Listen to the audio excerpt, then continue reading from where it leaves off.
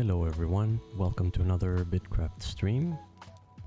I have no idea which day we are in now. Let me make sure that my description, yes, we are doing chill road building today.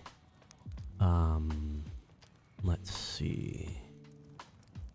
Music sounds okay, not a little bit too loud. Let me do something about that. I think I should just probably put it on here. That sounds good.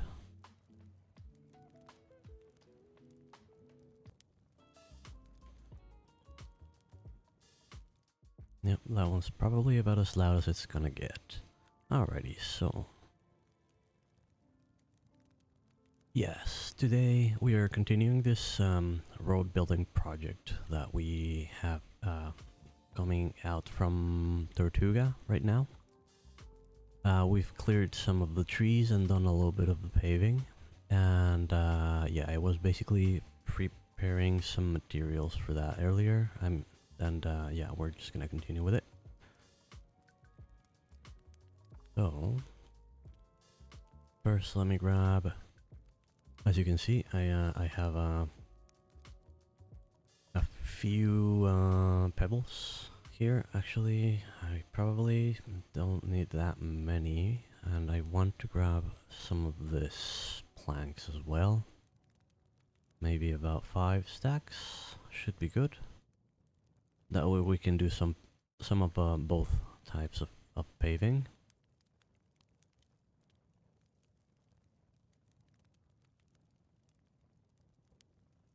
And this is supposed to be... yeah. So I've been wondering if this is more planks or more pebbles for the pattern. So like if I cut it here and here, that's where it repeats.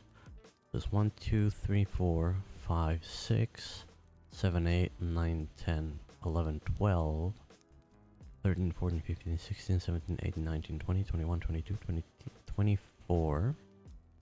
And then these ones is from here again to here. 1, 2, 3, 4, 5, 6, 7, 8, 9, 10, 11, 12. Wait, no. Did I go from here? Let's go from, yeah. 1, 2, 3, 4, 5, 6, 7, 8, 9, 10, 11, 12, 13, 14, 15, 16, 17, 18, 19, 20. Okay, so it's actually right about the same. That's interesting. I wanted to be able to do tier 2 paving. If I could, then I would have probably done this like this single tile that's on the edges on this part of the design, and maybe that middle area. I would have liked it to be like dark pebbles. But it is not enabled in this test, so let me move this out of the way. Just gonna drop that there. And let me actually get my grass back here on the screen.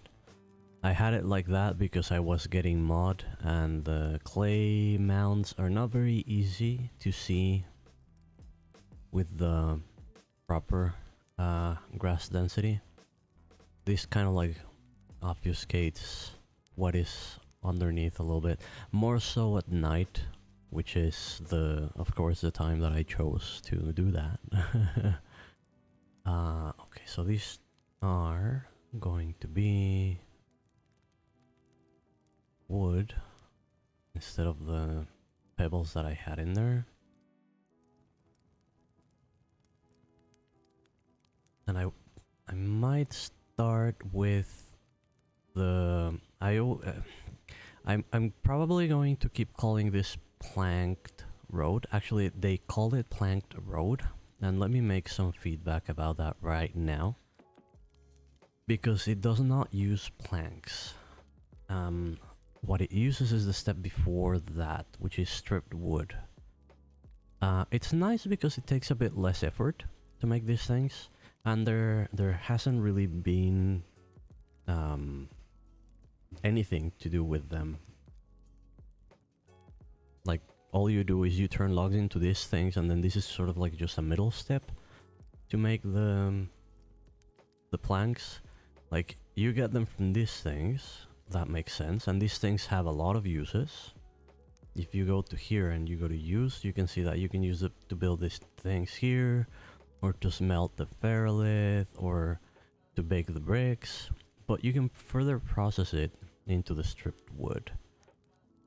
However, the use for the stripped wood is very limited. It's just a 1-to-1 into planks.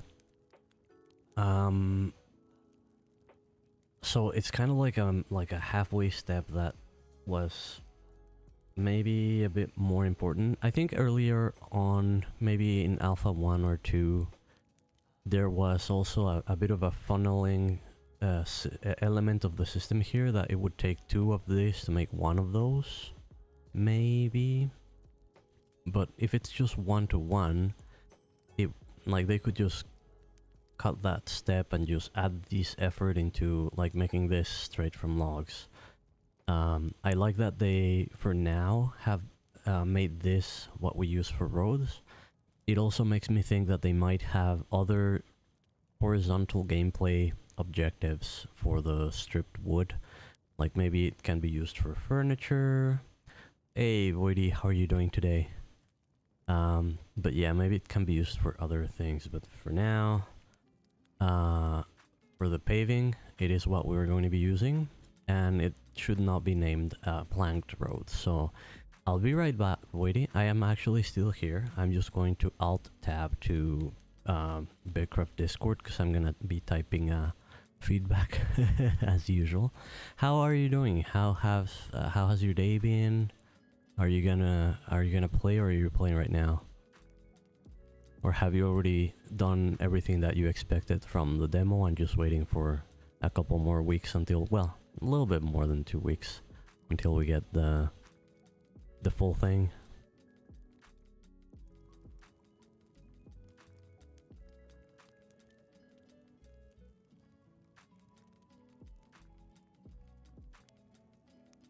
I'm gonna categorize this as a bug, because it's an error in the description. I'm gonna play now and try to create a D&D character. Nice. Very nice. You know, D&D is one of those things that has always seemed interesting to me, but I've never actually gotten into it, or like even gotten to play properly. I always fear that it requires more commitment than I might be able to give it. Like, I have fun thinking about like ideas for characters, but yeah, it definitely is something that at some point I might want to give it a go. How time consuming would you say it is?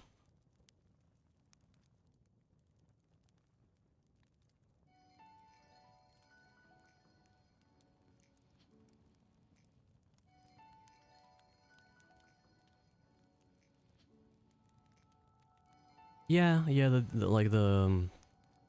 yeah, I guess the gameplay aspect of it, like, I guess it's a matter of, I mean, there's some organization required. You have to coordinate with the group that you're going to be playing with, settle on times, scheduling, and so on. Hey there, Jack. How are you doing today? Welcome. Okay, how do I want to word this? So it used to be that we would use planks to do the wood-based paving, but now it's changed to the stripped logs, which I think is a positive change. However, the name still reads as planked road, and the image is showing a plank, so this might result in players processing logs all the way into planks and not being wait, into planks for the purpose of paving,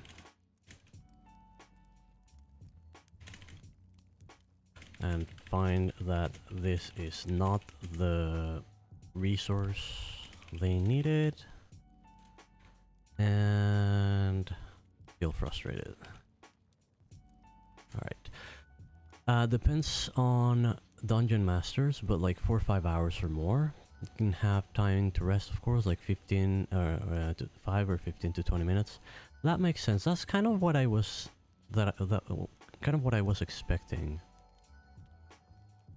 And yeah, I mean, I guess it definitely is a commitment. It definitely is a commitment. So yeah, I think like when I actually decide that I wanna like, you know, find people that are interested in playing or that are looking for people to fill up a group or whatnot for a campaign, I will only do so when I know that I am going to be able to commit that time. It might actually be something that's cool to do while playing BitCraft, like not as having the campaign inside of BitCraft, but since BitCraft is kind of like second monitor, I think there might be some compatibility there.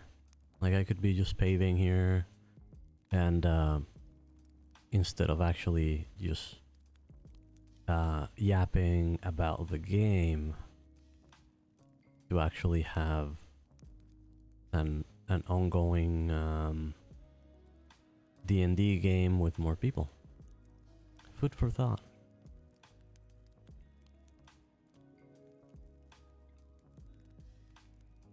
Definitely not something to do like on the very early stages of a server, or like when they start early access, there's just gonna be a lot of stuff to do right away. But once we get to that point in BitCraft where you know, just following through the motions and just chilling and doing your thing, then yeah, brain can definitely support other activities. And that sounds like an activity that I would really enjoy. Alright, so what does our pattern look like? Oh, okay, it's actually not going to be the same in every iteration of 3 tiles, 2 tiles. Because it's not gonna be that easy for me to say, okay, I just do one line like this, one line like that. I'm not gonna be able to work like a printer like I did with my other road. Oh, I think I froze. Yeah, these are not moving. No, okay. Let's give it a second, see if it comes back. There we go. It came back. Oh. Okay, it did more clicks than I wanted it to do. Or, I mean, it actually clicked things that I did not want it to click. Okay, I think this one goes like this. And then on this side, up to here.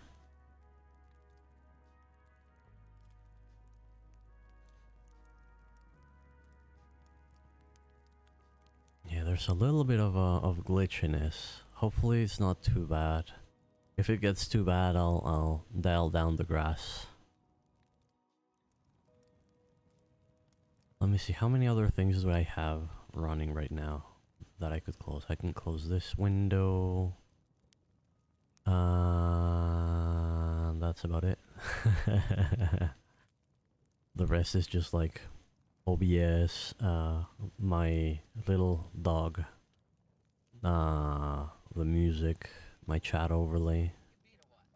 So yeah, not a lot more that I can do. All right, we will see how the stability holds up. So when we reach this, it goes kind of like that. And then this one, and that one. But yeah, there's definitely a little bit of lag.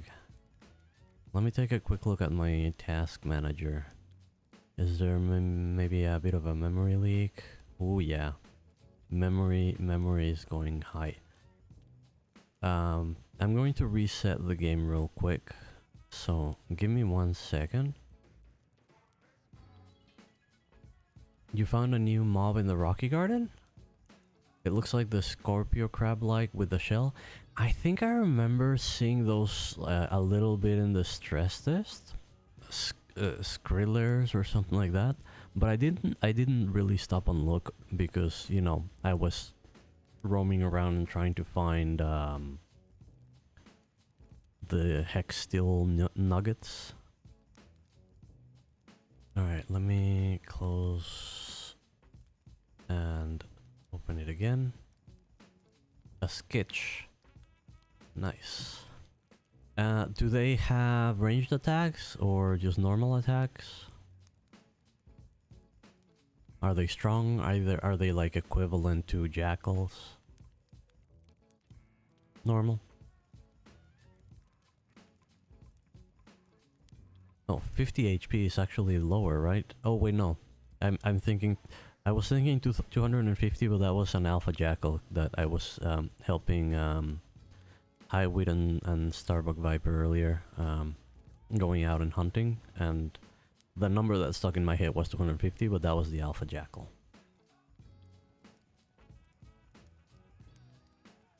Alright, let's bring BitCraft back up. There's many. Oh, okay, so that makes sense. That's actually cool, you know, that those ones might be easier to deal with individually. That was just my phone falling down to the ground. But yeah, they're easier to deal with individually, but they hang out in groups. That's actually a cool element to add up. Alright, so paving, and we are doing pebbles. 1, 2, 3, 4, is it? Oh, it's to here. I don't want to go all the way there. Hey there, Nix. How are you doing today? Welcome. Having a good day? And I'm gonna have to kill that glyph. Then we do like this diamond shape in the middle. And this here is going to be wood, so we go around it. Just finished work and now logging into BitCraft. Sounds like the right thing to do. And then if this is going to be wood, then this is going to be pebbles.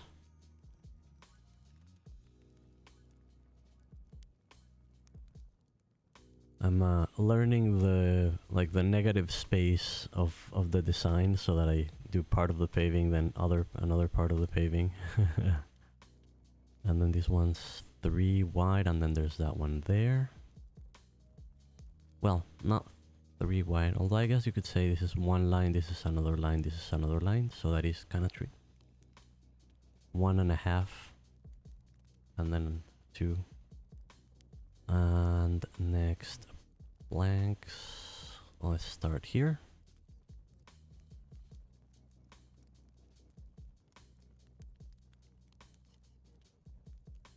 And then this one goes up and around.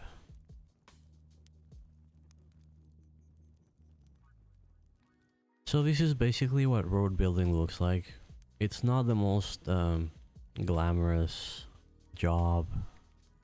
It definitely is not, you know, edge of your seat, action packed. But it's an activity that I find very relaxing. It's cool that, you know, you're facing like that, and you have to like figure out what you're doing. You have to clear all of this, you know, clutter around, and, you know, spend the time gathering the resources for the paving. But it's cool that once you're done with all of that, you end up with like this. You know, a very nice, very flat, clear, pretty road that you look back on it and you're like, oh, okay, that was worth it. I mean, this tree's not gonna be able to go down, sadly. But it was either hit this tree, or there's another one over there, like on this side, and there was another one over there on that side. So, yeah, this was kind of like the better option. All right, now I want to bring my cart. Where's my cart? Here. I want to bring my cart and drop it here. And the reason why it is so practical to have your own claim when you're working in this, on these things, is that you can bring your own stations along with you. Right? So I can, wait, actually, I should have placed it a little bit further up. Let me move this away so that I can move it back here, or here even, or here even. Yeah, I think this is the best spot because then it reaches all these 3 trees, and then I'm able to click on this and just put it to the side here to start chopping the tree, and I open my inventory, right? So when my cart is full, I'll be able to start working. Another thing that I do, which is actually I skipped that step. I can bring this here and interact with it. And let me go back to chopping. And this is my batter stall that I use for storage. Oh, actually it already has some logs in there, so the first thing that I do is I chop all the trees and I move all the logs into the storage. Once I've moved all of those trees into the storage, then I can use the cart to just pull those back into the cart and start working on them on the crafting station. So, you know, I like to work the lazy way. And then the other advantage of working with a portable claim is that if, you know, it's gonna be nighttime, which means there's gonna be jackals around, no big deal. Because this, if you hit Shift F4, it'll show you that I am protected. As long as I'm standing in one of these tiles, the jackals will just never attack me. Oh, did I close this? I think I closed that one. Oh, there we go. It didn't even stop chopping the tree to open it. Alright, set this all nicely. And if you don't want all this like clutter while you're working, you can always switch to screenshot mode. Look for a nice angle to work with. I should probably hide the claim borders just so that it looks a little bit more clean. And there we go. We're just relaxing.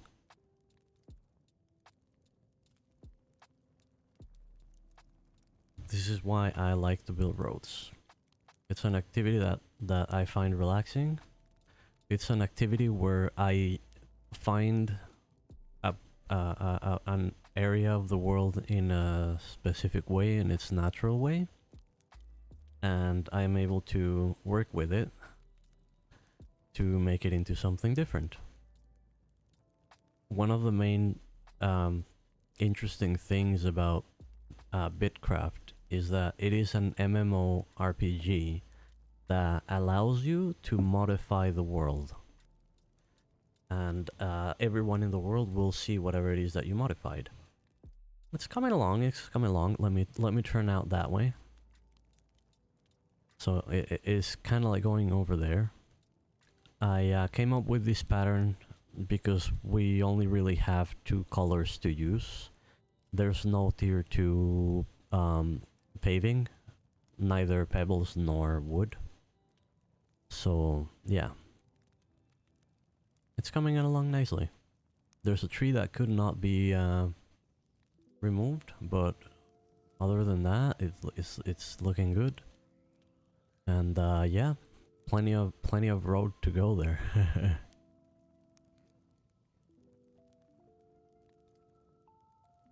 Why can the tree not be removed? Yes, the ancient oaks are tier 3. So let me go back to the interface that actually shows everything. Oh wait, no, don't move away. And actually, while I'm back here, oh, did I break my windows? Interesting. I wonder if it's because I opened the screenshot mode while I had a lot of windows open. This is a bug that's been bugging me. Yeah, see, I don't have any windows popping up. Actually, my name shows up when I open the vault, so it's like it's open. The game says that the window is open, but I don't see it. All right, let me. Where are we? Close the game again and start it up.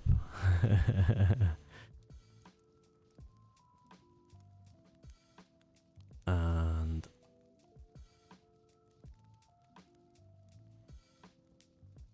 give it a second. So the first thing that I'm gonna do when we're back in is I'm just gonna quickly show you next how to easily know if you can remove something or not, or what level it is, and so on. If you drop the context menu, you can, and you hover the mouse over the chop or mine or gather text, it'll tell you if you can harvest it, it'll just show green, right? And it'll tell your current level in that skill. If you cannot harvest it, it'll show red, and you're like, okay, I know that I can't, but why not? And then when you hover over here, in this case, it tells me it's a tier 3 tree, and that it is a tier 3 axe. It's not telling me yet anything about level. I could go, you know, find an axe that I can use to chop it, and if I am below level 30, it'll change that requires a tier 3 axe, because I would already have it, to this other requirement, which is level 30 forestry. So actually, yes, I forgot that they added the targeting, which you can, by the way, if you are hovering the resource and hit Q, the Q key on your keyboard, it'll show you the information as well. Like, there's a bush over there. What's that do? Okay, it's a bush. It is a machete tier 1, and it's foraging. This thing here is just a tree, and so on, right? You're looking for that keybind? Yeah, that's what it is. You also have tab. Tab will automatically target the closest moving node, so it'll show you animals and monsters. It'll show you the closest one to you.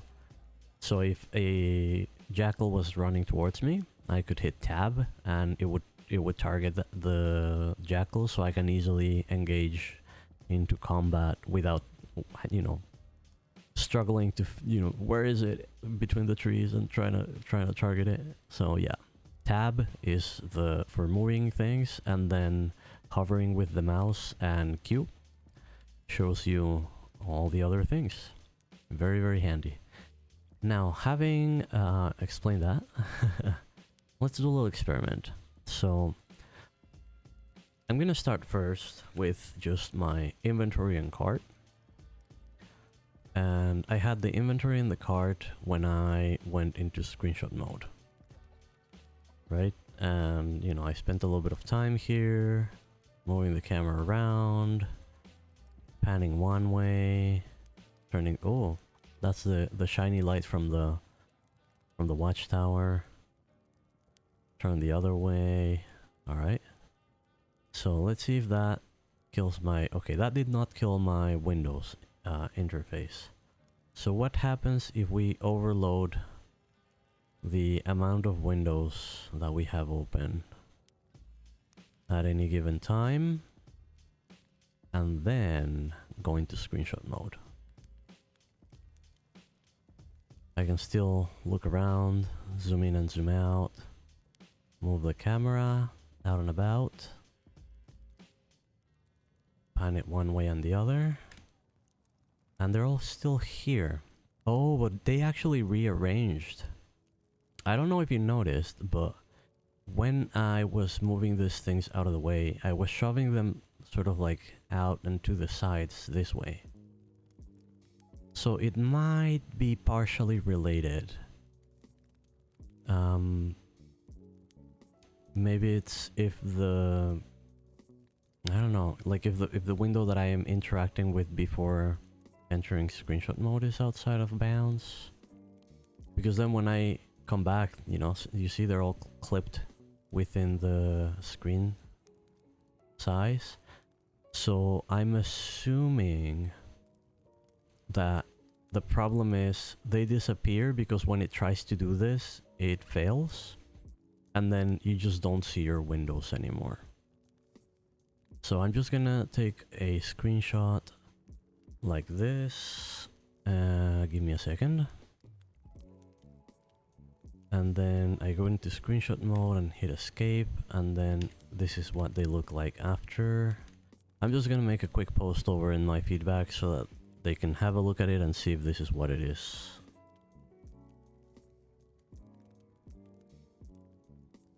I'm gonna add support.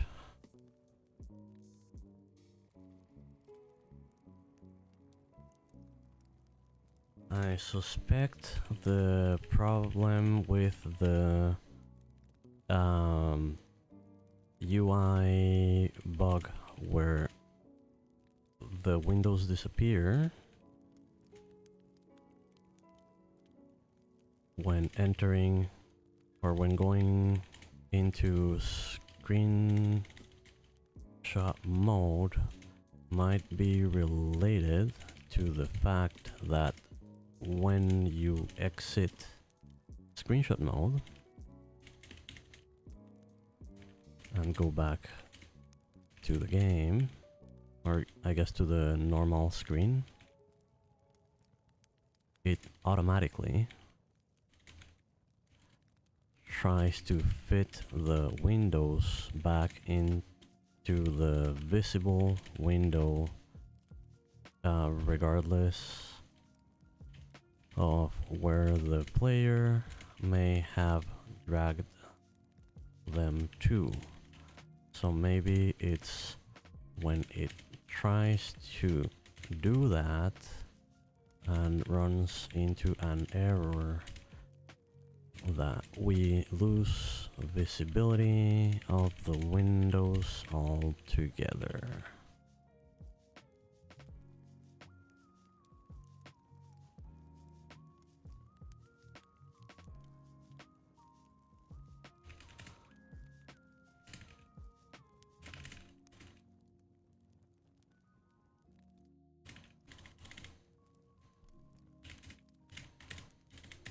And I'm just adding a little note, apologizing for pinging them, but that it's something that has been bugging me because I use the screenshot mode a lot. I know it's selfish, but what can I say? Now, let's go back to what we were doing. Let me toggle this so that I can keep moving the trunks that are around here that fell to the ground while I was in screenshot mode. Ooh, lovely. And now we get this one. Alrighty. So, oh wait, I can move? No, I cannot move. Okay. So yeah, when you get this travel to somewhere thing, you can hit T, you know, like, okay, I'll comply with your instructions, but nothing actually happens. and you cannot move anymore. So I am going to close the game again. Apologies again to all viewers. This is a game that's in development. Bugs are expected. So yeah, it's just the nature of the beast.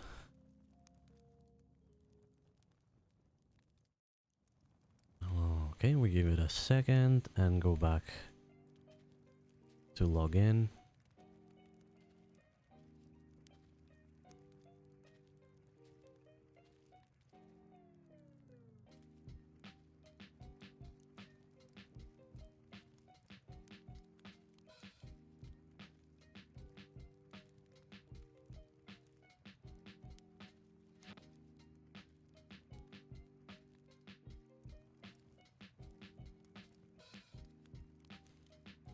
By the way, if at any point the music is too loud or too low, feel free to let me know. I cannot really hear the stream because I have the music.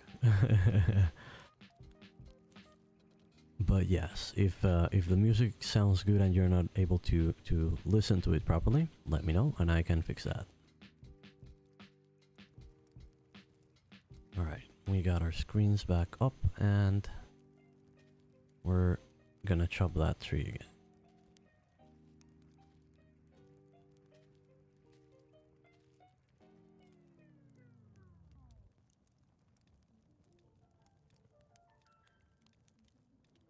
And now I'm actually scared of just doing what I was doing, which is going into screenshot mode so that I don't have to close all the windows. See, what I would want is to be able to go to screenshot mode. So while I'm crafting or gathering or something, I can look at the beautiful world instead of the window clutter. And then when I see that, you know, the tree fell, or maybe I see that there's some trunks laying around and then that's telling me that my cart is full, I could just go back, my windows would be right where I left them, and I would just do whatever it is that I needed to do, like moving logs from my cart to the shop in this case, and then go back to screenshot mode and just keep relaxing, right? I'm not sure why they have it set up so that it fits the windows back in here. Like it's probably a handy tool if I am being silly and I grab this and just shove it all the way there, right? I mean, I can still kind of grab it from the edge here, or like maybe I just wanted to move it out of the way. Oh well, actually in this case it's actually blocking my settings button, so that wouldn't work. But like, yeah, I'm like, maybe you just want to move it out of the way. Oh, interesting. So it's not really letting me move it as far as I was moving it before. I wonder if they are actually working on it as we speak.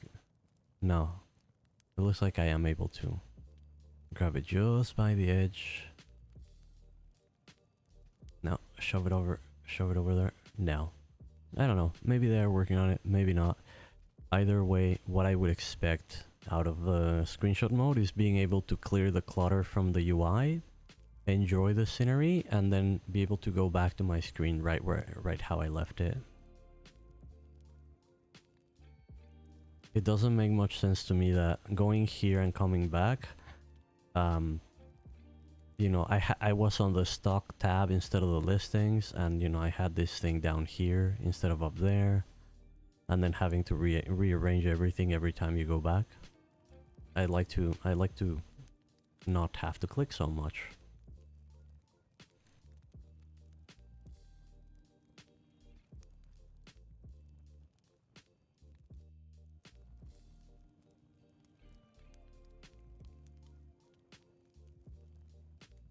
I guess something that I could do is just hide them myself. You know, I still don't get rid of this UI. I used to do this before they implemented the screenshot mode. So yeah, I guess it is a way to deal with it. Oh right, let me toggle my grid here, my pointer, and these things. Yeah, this looks clutter, but it tells me if there's trunks here.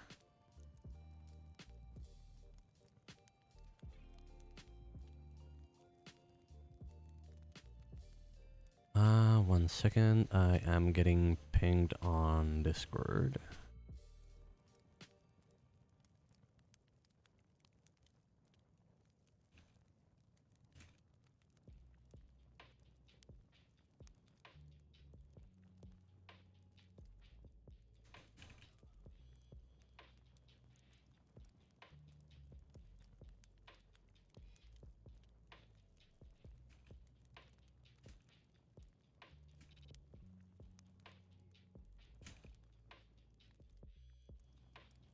Alrighty.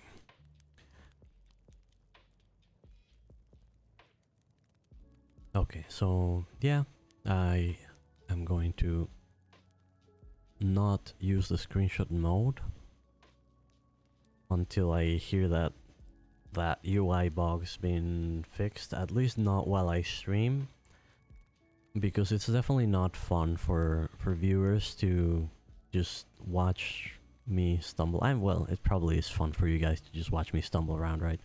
But it's not necessarily what I intend to have happen here.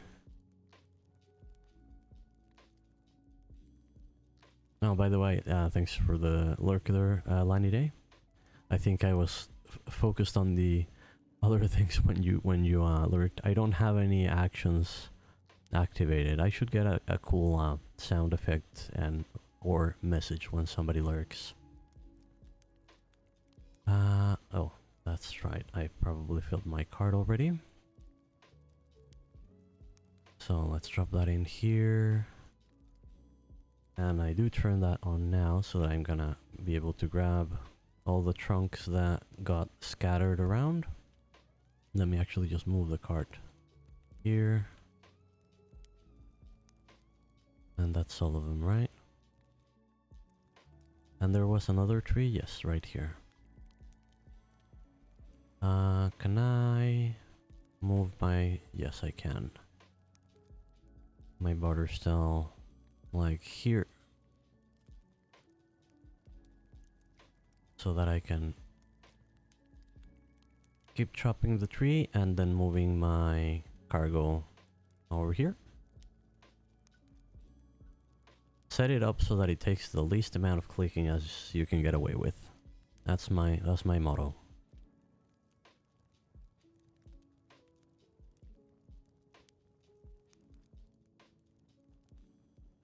Let's actually move it to where I actually see how many cargo pieces I have. And I'll be right back because I got another ping on Discord. Alright.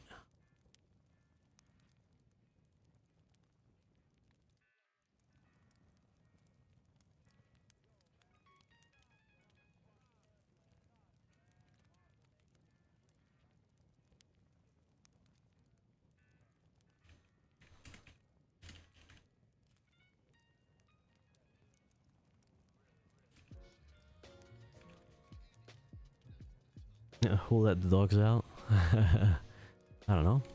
Who did? That's actually a good question, if you think about it.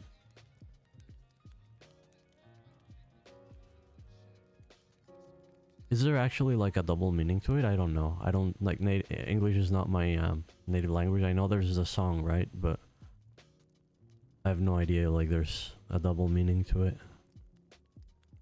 I would imagine so. Otherwise it's just, you know, kind of silly.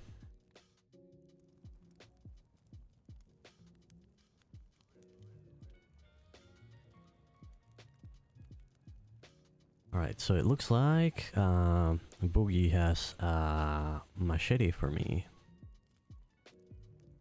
The machete is what we use for mod for clearing away bushes, that kind of thing. So definitely something that I can use.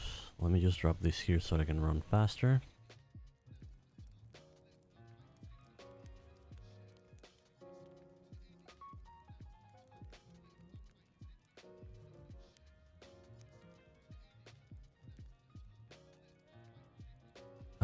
Alright, I see Bogey here. I'm assuming he must have dropped it on the market stall here. Nope. On this one here. Yeah. Alright, so tier 2 machete, uncommon. I equip that. Oh. And then I had the common one. Let me just asking.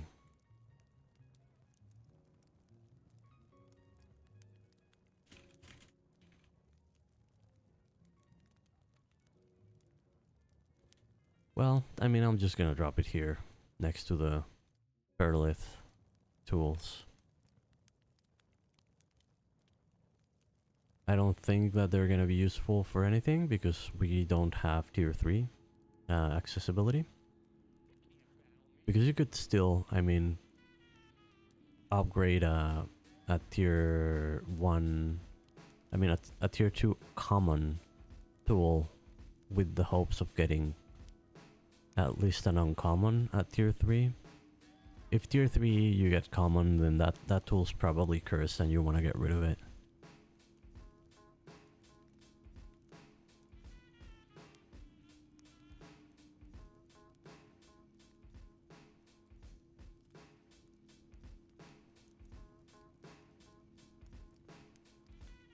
Oh, I had to pick up another log the one that I just dropped along the way. That's fine. We'll grab it later. Oh yeah, and I wanted to kill this glyph so that I can pave under it. We will eventually get to it. That's the cool thing about road building. Like, I find that one of the things that a lot of people end up complaining about after a certain while is that once once you're done with the actual progression, or even if you just want to take a break from it, there's not a lot more to do. And it might just be because I enjoy building roads that I don't find that to be the case for me. I do definitely agree that the developers need to add more horizontal gameplay. More things for each craft to do at their tier, other than just getting whatever it is that you need to get to the next tier.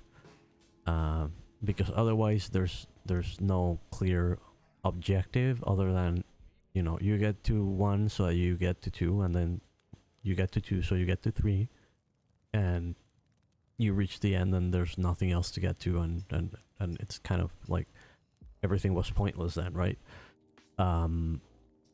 So yeah, I think that more horizontal gameplay, more things for each profession to be able to do at each tier will definitely be something that will enrich the game. For now, I mean, myself and other road building enjoyers have been doing this, which is something that you will never finish, right? I mean, yes, I'm building this road right now, and eventually I will build another, and if I'm done with that one, there'll definitely be another one to build. Or, you know, you can go back to a road that you built a while ago and make it better, or add more gates, or mess around with the paving. I mean, there's definitely a lot of things that you can do. And it's an activity where you're not doing the same thing all the time. You are, but you are not. So the loop for road building is fairly simple. You decide where you want to start, which direction you want to go, and you figure out what is the best place. The Calm Forest is very flat, so there's not really any problem with what the best place might be, or the best route. But this darker forest that you see along the edges is a pine forest, and it has a lot more verticality. So like, while it might be easy to build a road this way, maybe if you try to build it over here, there's a big hill right here, and that's gonna be very difficult to get to work around, right? So that's kind of like the planning that road building involves. And then the actual activity, you know, you are dealing with 3 gathering professions: foraging, forestry, and mining. Clearing everything out of the way so that you're able to pave. And you're getting the pavement from mining, pebbles, and foraging, which gets you clay. You can add carpentry so that you do the wood pavement. Right now we're doing it because, you know, cap level is 20 and there's not much else to do with wood right now. And there's tons of wood around that we've been getting and processing. But generally, you would expect to see roads built mainly from pebbles, and then maybe add a little accent of wood here and there if you want to make it fancy. So, you know, it's a gameplay loop that has a lot of variability. If I'm tired of clearing things from the way, then I go out into the wilds and find some clay, or I go over to the crafting stations and, like, you know, I cleared all the trees, so maybe I just open the store here to start open this crafting station as well, and get my window clutter, and then start doing that, because I'm gonna eventually be turning these ones into planks, right? So you can sort of like change what you're doing at any given moment. This is actually probably not what I'm gonna do at this precise moment, because I want to pave this area before trees have a chance to grow. No, I think I have the pebbles and the wood here. Can't move it here. How about here? Yes. Hey there, Kaylin. How are you doing today?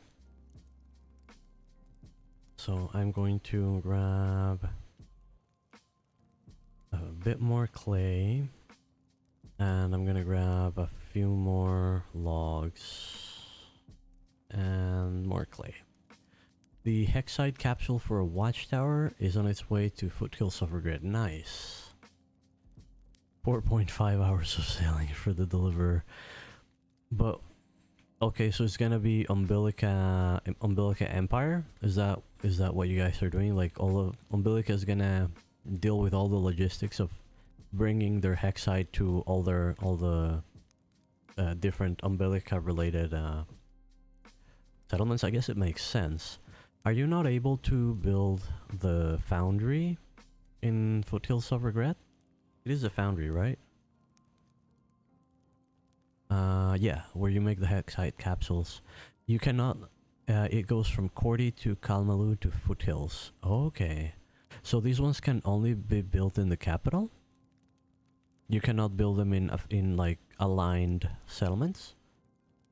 Alright. I think I remember Tyler saying that vaguely in one of the streams, that's kind of like the logistical challenge that empires that extend all over the place are going to run into. The logistics of actually moving the resource that keeps their empire alive, which makes sense. But you do get a reduced, well, not reduced, but you get a I guess you get the same consumption rate for supplies in the watchtowers, right? Like, if you're placing that on Foothills, it's gonna consume the supplies at the same time as a watchtower that's connected to the capital. And yeah, that's why road keys are key. Exactly, Hartfield. That's exactly right. Or a good river system. Yeah, you know, you will notice that most of the settlements that are empires are definitely going to be close to a body of water that communicates their towns. Foothills... Was Foothills here? No, Brayfall, no. That's Brayfall, no, that's... Was it over here? Charlo, Falosate, no. Do you know which region you're in, Kalen? 1, 2, 3, 4, 5, 6.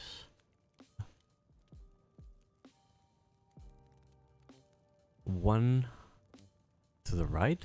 That's where we are. Or did I move from when you typed that?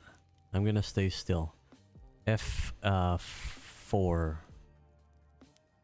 F4 is the one that gives you the coordinates, and it shows the tiles on the ground. I always have it on. For paving, it's just so important.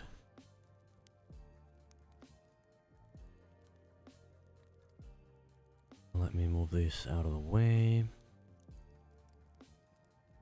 While Kaylin finds out which one it is, we are going to... Ooh, see? This is why this tool is so important, because right now it's so dark, it's kind of tricky. Region 8. Okay, so... This is 6, 8 is here. Rim Reach, alright, yeah. And I think you mentioned that you were kind of like around here? Was it here? Do I remember correctly the shape of the land on the screenshot you sent me? Because I remember there was pine forest and then like a mountain. Yeah, exactly here.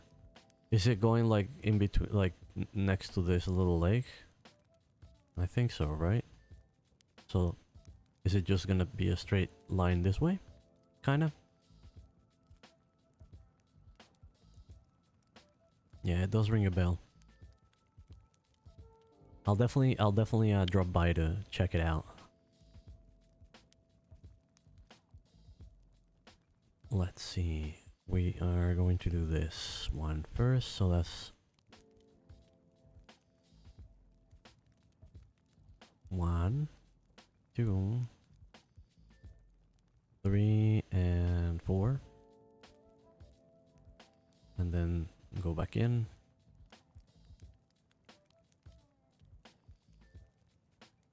And then out. I think that's kind of the pattern. 4 that way, 4 that way. It makes sense because this is why the big tile, like this tile tool, is so useful. I know that my road is 2 big tiles, 3 big tiles, 2 big tiles, 3 big tiles, and so on. I also know that when there are 2 tiles, it is 6 tiles wide. So in this case, I mean the planks are in the middle, but then on this part here, it's actually gonna be through here, but like I know that I should not go that way. And then where you have 3 tiles, you fill the one in the middle, and then on the outsides you have like this half circle where you only pave this 3 tiles. So with that knowledge, I can more confidently paint this without screwing things up. Because then I also know that the middle is the line in between the 2 big tiles. So I know that there's going to be another one of this here, and then it's going to continue this way. The kind of thing that you get used to. And then see here, this is the outside border, because we reach a part of the road that's 2 big tiles, and I should not go beyond that big tile. Are there currently any benefits on running on roads? There are not. We are just doing it because they're pretty. For me, that is more than enough reason, but there are going to be benefits for roads. That's something that the devs have been fairly clear on. They do want them to matter. It's just been a bit of a technical challenge to implement, and honestly, it's just their priorities have been placed elsewhere. The not using stamina while you're running on the road, is that actually active right now? Oh, it looks like it might be. Interesting. Yeah, because my stamina's not going down, and if I go here, it starts going down. All right, so that's the first positive effect. The main thing that I would absolutely love is for walking with your cart to be faster on road than it is off the road. Like, if I am moving around here, it doesn't matter how flat it is, I should be slower than if I'm walking around here, right? And noticeably so. So that's one thing that I have mentioned in some of the tests and you know, feedback areas. If you're pulling your cart or carrying something on your back, it does nothing. Maybe move faster, but it does feel this. Yeah, it doesn't really move faster. It is easier in terms of that you have a clear path straight forward. I mean, there's that. But it's not like a proper buff that you get from the roads. And specifically from carts, and I guess also, you know, for having something heavy on your back, it's not the same, you know, having to walk through terrain that you have to watch your step, to walk confidently on a road that is nicely paved and that you know that your footing is safe, right? Alright, let's kill this thing and get it out of the way. Maybe tier 2 and above. I don't know. I think the higher tiers are just mainly going to give us a variety of designs to play with. It would definitely be nice if whatever benefit they have, if it's a higher tier, it gets a better benefit. But I think the benefits should always be there. I think those boosts should always be there. 1, 2, 3, 4, 5 wide, okay. And then that one is a wooden road. Hey there, Gem. Welcome back. Dropping in to say hi. Much appreciated. Much appreciated. How have you been?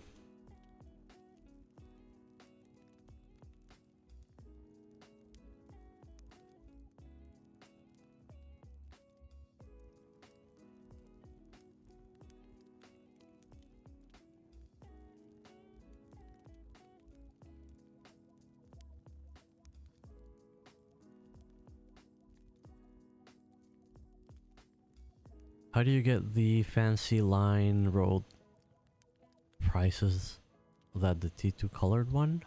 Right now I'm working with 2 types of tiles. We only have tier 1 tiles right now. We have dirt, we have cobblestone, and we have it's called planked road because it used to be planks. It is no longer planks. You now use the stripped wood logs, as you can see in the here. I just posted on the feedback that they should change this and change the image here too, to prevent people from crafting planks and then finding out that that's not what they needed. We also see that there's different tier clay over here. This is new. On previous tests, you would only use tier 1 mod. I thought, you know, I was wondering if they were going to do different colors for different tiers. They don't. I did a little bit of paving with tier 2 dirt, and it looks exactly the same as the tier 1 dirt. What I imagine is that if you're using tier 2 pebbles, it'll now require tier 2 clay, which makes sense. A gem saying everything is good, just playing games, getting ready for your criminology class. Cool, very cool.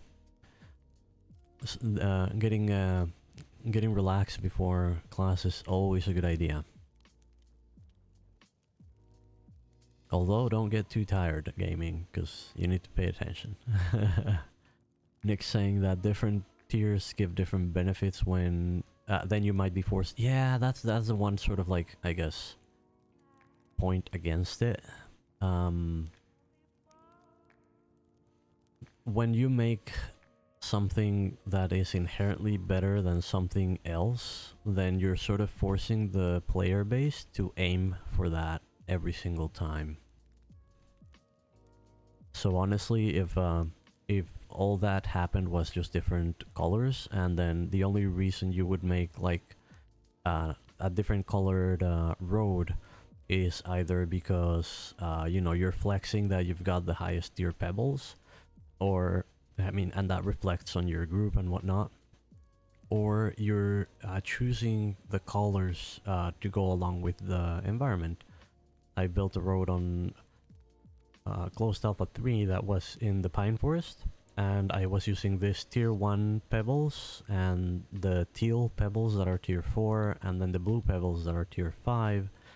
I guess in part as a flex, because, you know, I mean, I have my pride as a road builder, but also because the design was just it just fit really well with the colors of the pine forest. You wish they would let us use the old road as a base and cost less. Yeah, I mean, we can pave on top of the old road. Like if I'm remaking this a different color, I can just pave on top of it. In the past, you would have to like remove the pavement and then pave on the tile, which was really annoying. But it would definitely be nice if we could get some of the resources back. Although then again, now that you actually use clay for each tier, it might not really be as important, because even if you get the resources back, you're not really gonna use them because you're changing it to something else.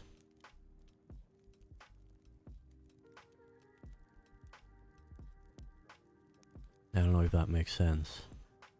Think if different tiers will give different effects or stronger effects, then they should introduce a different way for coloring. Yeah, exactly.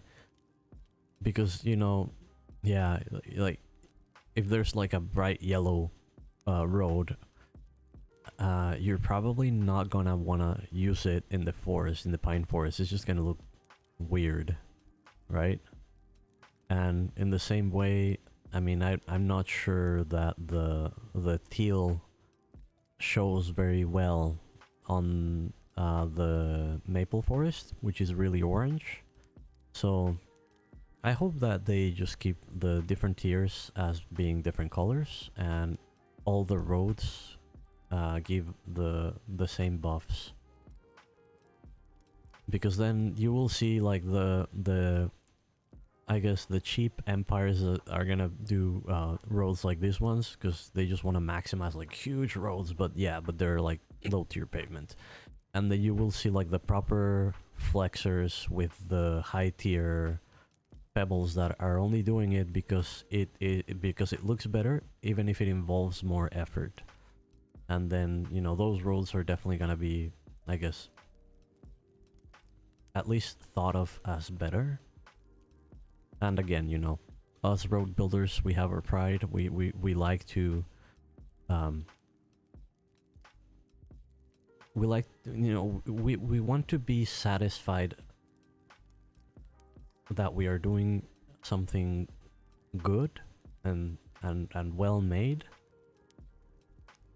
And if the tools are forcing us to just use the materials not because of what it looks like, but because of the stats or its properties, then I guess it's kind of like limiting the possibilities in terms of creativity. So yeah, let's hope they don't do tier-based benefits. Let's grab the rest of these and more clay. We can probably dump these things here because we don't need them. I'll grab another stack of pebbles and as much mud as I can carry with me.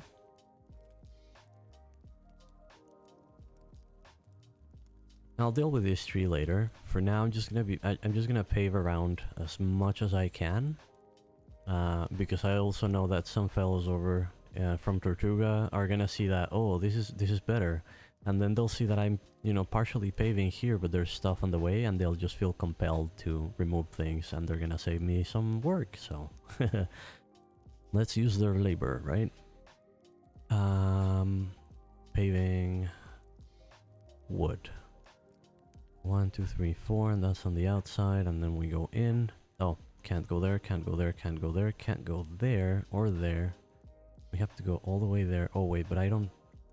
I don't have to go there, so let's see. We have to actually be careful with this one, so this goes to the middle, and then it's gonna go out. See? The tools help us not mess up. And then I can actually... Oh, okay, there's sand in there. I will pave a little bit more here so that I empty some inventory slots. And then I'll come back for the sand. And this goes to... This is 3, so this actually goes to here. Right? 1, 2, 3, and then it's a half circle. And it goes in. Until here, and it goes back out. There we go. We found the rhythm again.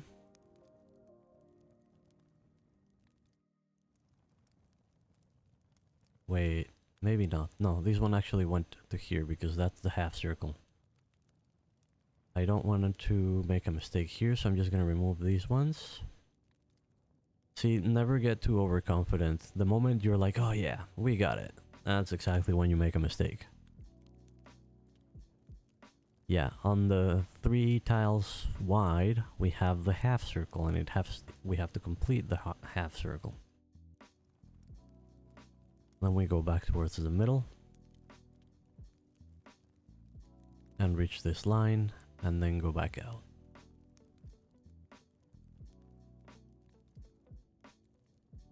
That's 2, so we go all the way to the end. And back in. And I'll go back. Let's see what... Yeah, I've cleared quite a bit of inventory. Let's go back because we're just doing half of the wooden pavement, and we should be doing both sides. So let's clear out the sand. I don't know if I might need to clear out more inventory slots, maybe. I think 5 was a little bit too optimistic of me.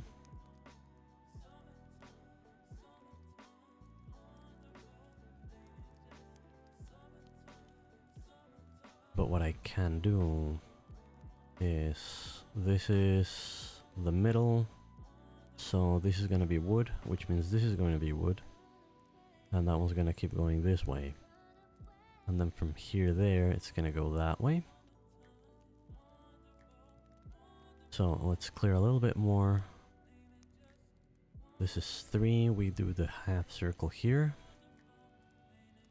And then it goes back in. I would not be able to work without this tool.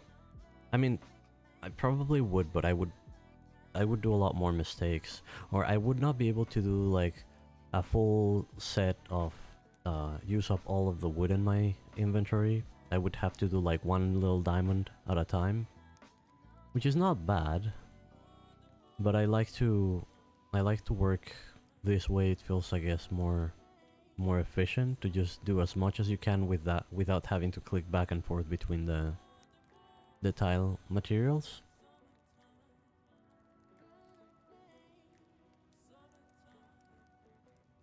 This one would go to the edge, but there's a tree, so we go this way.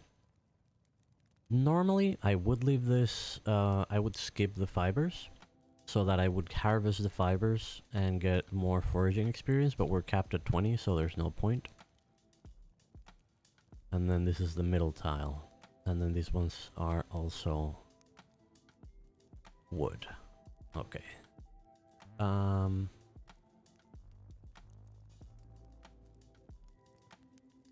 Now we have... Hey, thank you very much for the follow, and I'll take very good care of your soul, Hearthfield.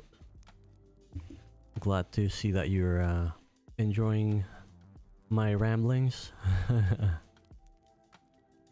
This is kind of what you can expect whenever you see me around. If it's the chill vibes that you're looking for, you're always welcome to hang out.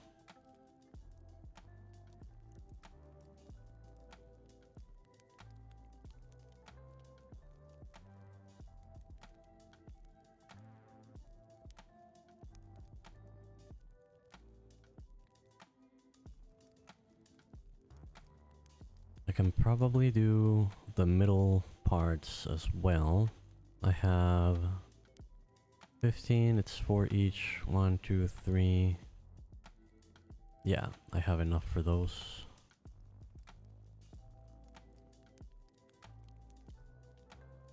And then I'll have to bring my cart so that I can deal with the logs. There's not that many trees around here, which is good. I might actually just continue paving. Well, good. Plus, you like how I'm building the roads. You just build a standard point A to point B. Nice to travel down ours, mine later. Yeah, you're always welcome to enjoy the roads.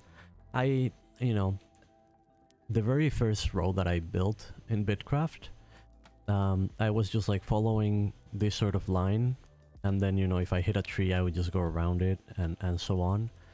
And they are nice. I still think there's a place for them, and I actually enjoy doing that kind of road as well. But I kind of got into the less a meandering road and more of a highway kind of road design in Closed Alpha 3. I could say I started in Closed Alpha 2. Because I made my first sort of like wide road there, but it felt very difficult because I was working with this orientation. I was trying to work with the tiles in this line, and then, you know, that's easy when you're paving and everything is flat. But the moment you start terraforming, then it becomes very demanding. And then I realized that this way, it takes less terraforming if you're making a wide road, and you have you know, more interesting patterns to play with, I think. At the start when we are starting out, but things have settled down now, so it's good to see better looking roads come around. Yeah, that's usually how things will happen. Like, you can see that somebody also built a road here that I just basically paved over. But like, you know, this is kind of like the first iteration of roads that you will always see. And then they will eventually grow to become bigger. At least, you know, if they are placed in an area that it makes sense for people to use them. Need a 7-lane highway. Well, this is, you know, 5 tiles and 6 tiles across. You can go bigger. You can definitely go bigger. Without a lot of effort, too. Well, I mean, yeah, some effort. Probably the first one you helped make just got sidetracked in adding a 2nd lane to it. Yeah, and that kind of, like if you're adding a single lane and then a 2nd one, maybe a 3rd one, this, you know, it doesn't matter which orientation you make your road.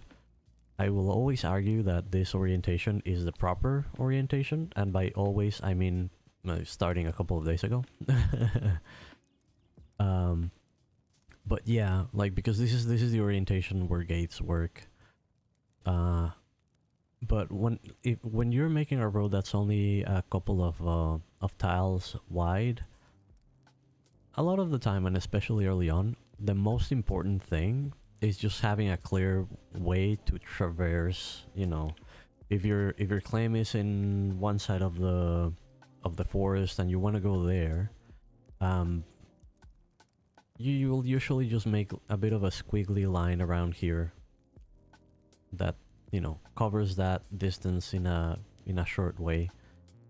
But if you want to make like a proper highway, you would want to do this orientation or this orientation, which I also started a little bit, or this orientation.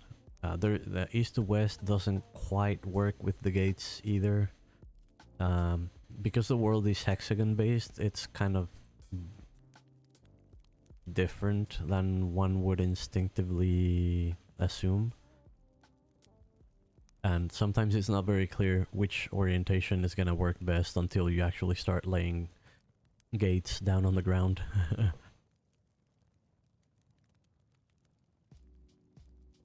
Alright, let's do the middle diamond here.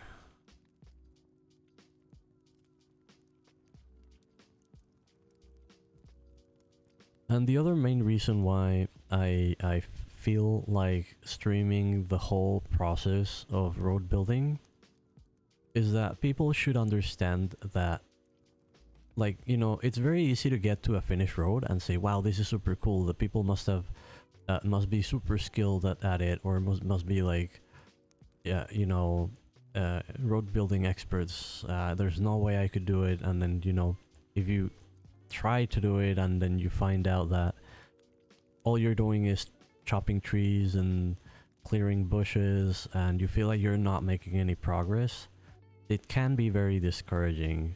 So I am kind of showing the reality of, you know, it is a slow process. It's kind of like meditative work. There's a lot of repetition. There's a lot of, you know, standing and chopping that tree.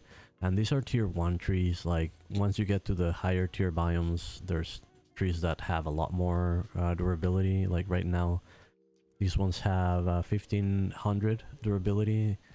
You're gonna find trees with like 3000, 5000 durability, and that's just gonna take a while, and it's fine. You will, you know, focus on this little part and go at it little by little, and before you know it, you're gonna turn back around and you're gonna see the full road that you've built. I can only say it's very fun and it feels very rewarding, especially when it's done exactly. Like, it's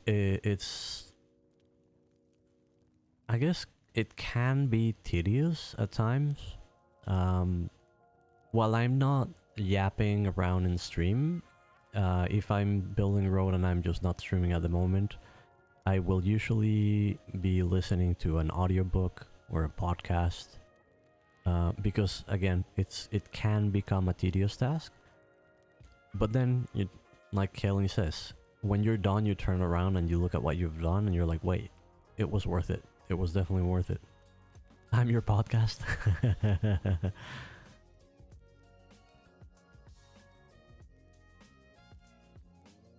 And heartfelt thing for me, it's busting down the lime from the pebbles. Yeah, the pebbles take a bit of work, but like I placed my claim here because there were four big limestone chunks like this one, right? And what I did was I just filled this this thing with rocks, and then, you know, again, while I was today when I was having breakfast, I had this next to my, you know, you have your claim, so you don't have to go anywhere. You can move your building right next to you, and, you know, you have everything around you, and you can just go here and, you know, craft the rocks very easily. And yeah, before you know it, you've got thousands of pebbles, and all you need is mud. And then you go out, you know, you gather mud. Again, you know, a whole bunch of it. And yeah, one tile at a time. You're building a road now. Only got through terraforming a few tiles, but listening to the stream makes it doable. Glad to hear that. Yeah, the pine forest, terraforming in the pine forest is a challenge in itself. I would definitely do it again. I would definitely do it again, but it was rough.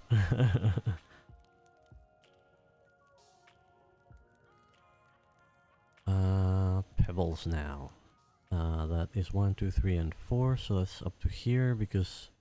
Wait, no. See, I just made a mistake. This one is not supposed to be paved because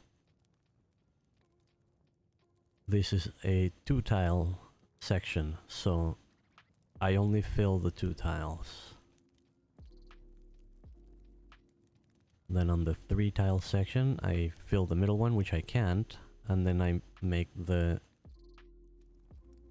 half circle here. And we're back on track. We have to go over to the other side. I love that we can walk below these things. It's so sad that I cannot pave under it. Like, I would absolutely just leave that there. I mean, somebody's bound to chop it down, but in the meantime, I would love to just, you know, have that little thingy there. Alright, so here we do our half circle all the way up to here. Here and there. We can't pave on the tree, but we can pave on this side. And we cannot pave on there. So we go here. Again, 3 big tiles. This is the outside, so you just do the half circle on the outside. Half circle on the outside. And then fill the 2 big tiles here.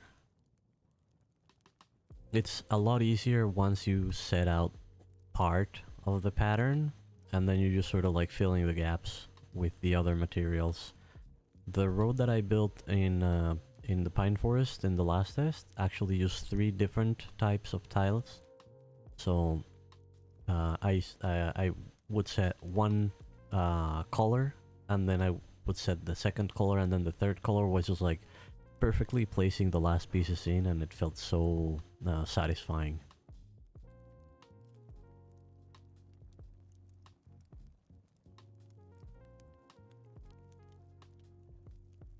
Alright, I said I'm gonna leave that one.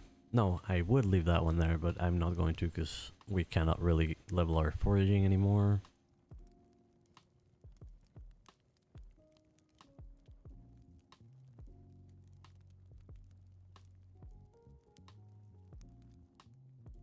Okay, and that's about as far as we've gotten on that side.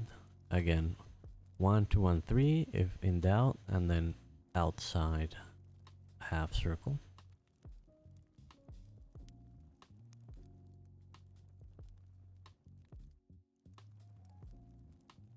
And let's see how I am doing in terms of materials, because I think I ran out of the... yeah, I basically ran out of the stripped wood. So I'm going to start gathering this tree, and that tree.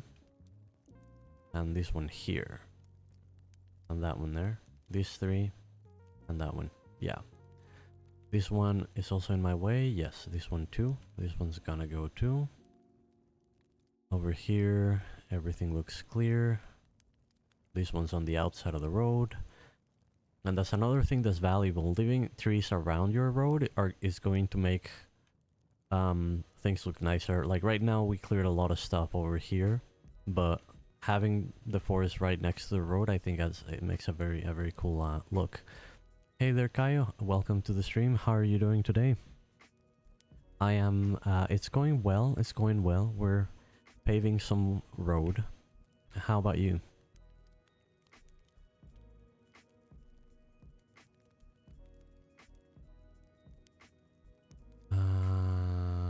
Yeah, let's just drop that here for now. I'm gonna grab that. I'm gonna grab this stack of clay. And then I'm gonna grab my cart. So now I'm actually gonna be making a few trips back and forth. When I was working inside of the claim, it was easier to just bring my barter stalls next to me, but I cannot do that anymore. You just finished setting up the claim last night, and today you're building the crafting stations and terraforming. Nice. Where did you set up? Calm Forest as well, or did you look for a different biome?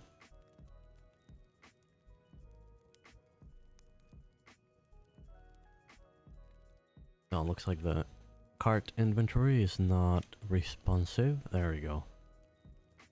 It's supposed to open and close along with my normal inventory. It's kind of buggy. It's nice when it works. Alright, while I'm chopping this tree, I'm going to take a quick bathroom break. I'll be right back.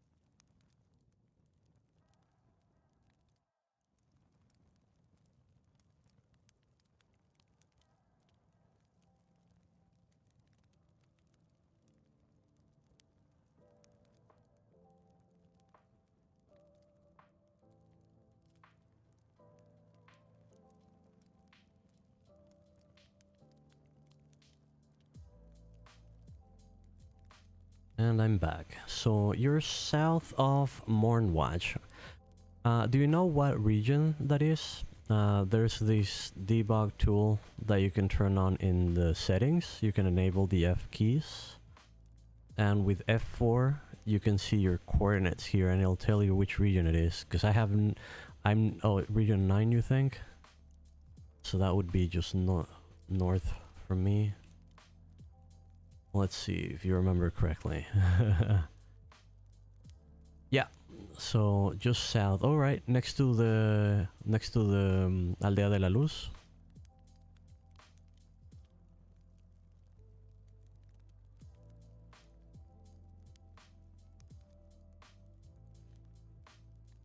Or are you part of Aldea de la Luz? To the bottom right side of it. Oh, okay.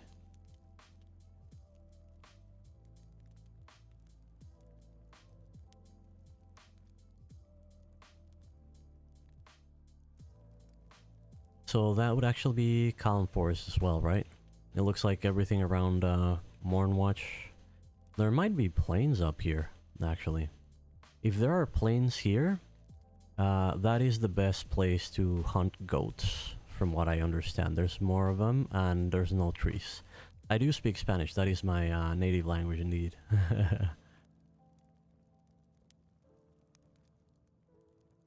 Thank you.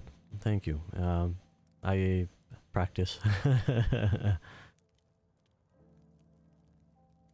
Streaming actually is helpful, like, not just streaming, but just like voice chat in different games in different servers, you know, for many years. When you live online, then yeah, English becomes very familiar. Oh, I actually should have not... I should have just dropped the logs here for now.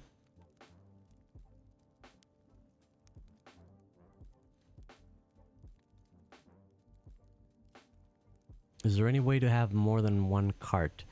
Not out at the same time. You can have multiple carts, but you can only deploy one at a time.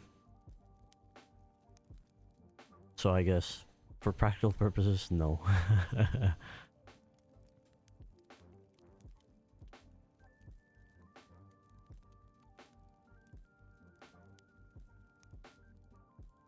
Alright, missed that log.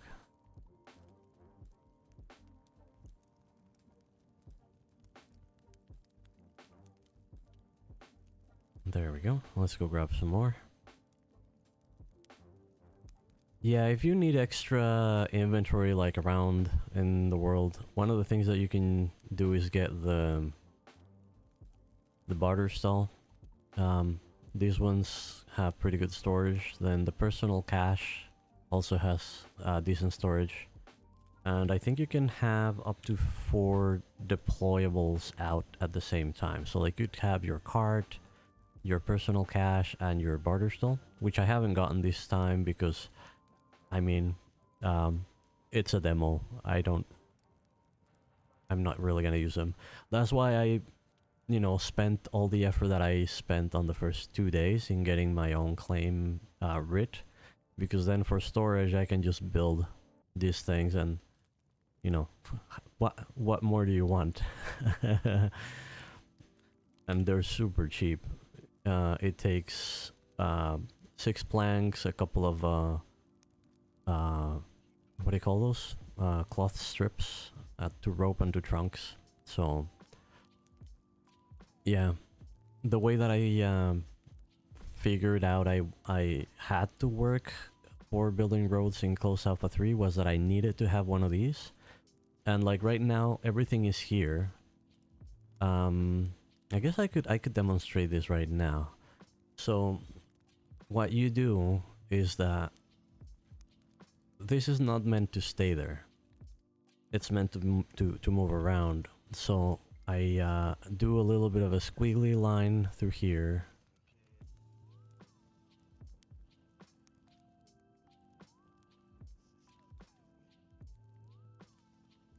And then I'm gonna use the road because, you know, it's nice and paved and it's it's all done here and it's clear of debris, trees, there's nothing really that gets in my way.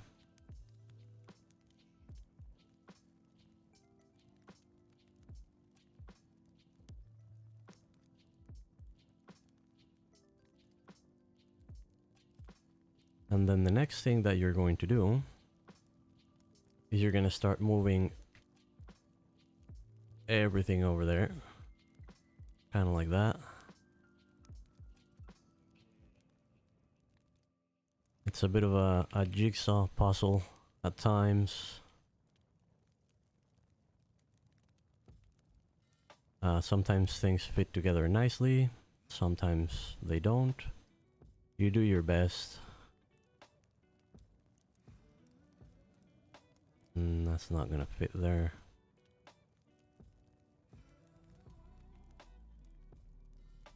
Oh, okay, I was trying to move it outside of my claim area. Let me actually make this area a little bit bigger.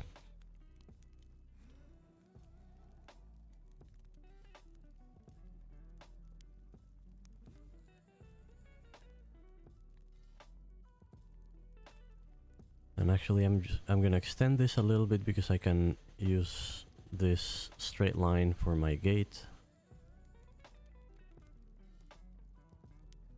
So I would move that one around here. This kind of like fills in the gaps.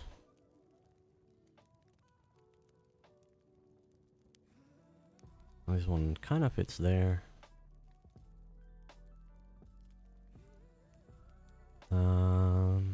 What shape is this? Feels like it would be okay here.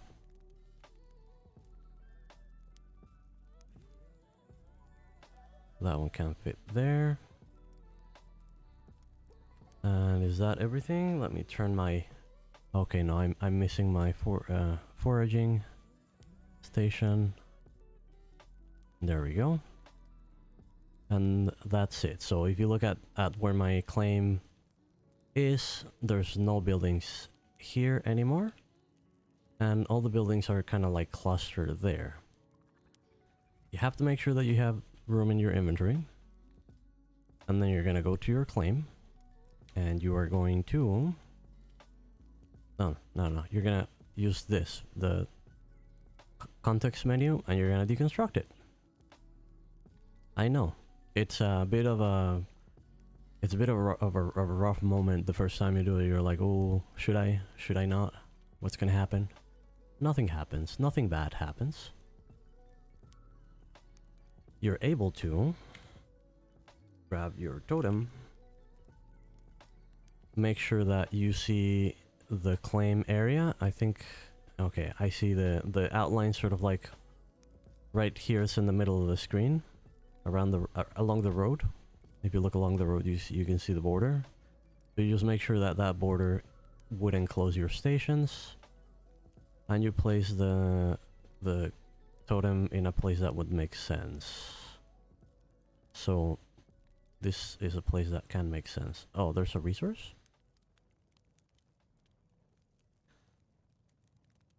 Oh, that one there. So down here, no.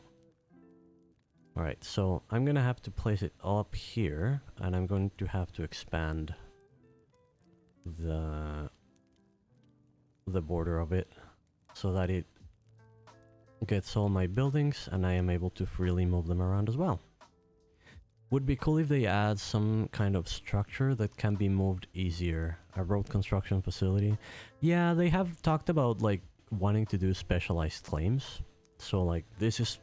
If they wanted to do a specialized road building claim, then I would definitely tell them that what we need to have is the basic gathering stations, like a forestry station, a foraging station, and a mining station.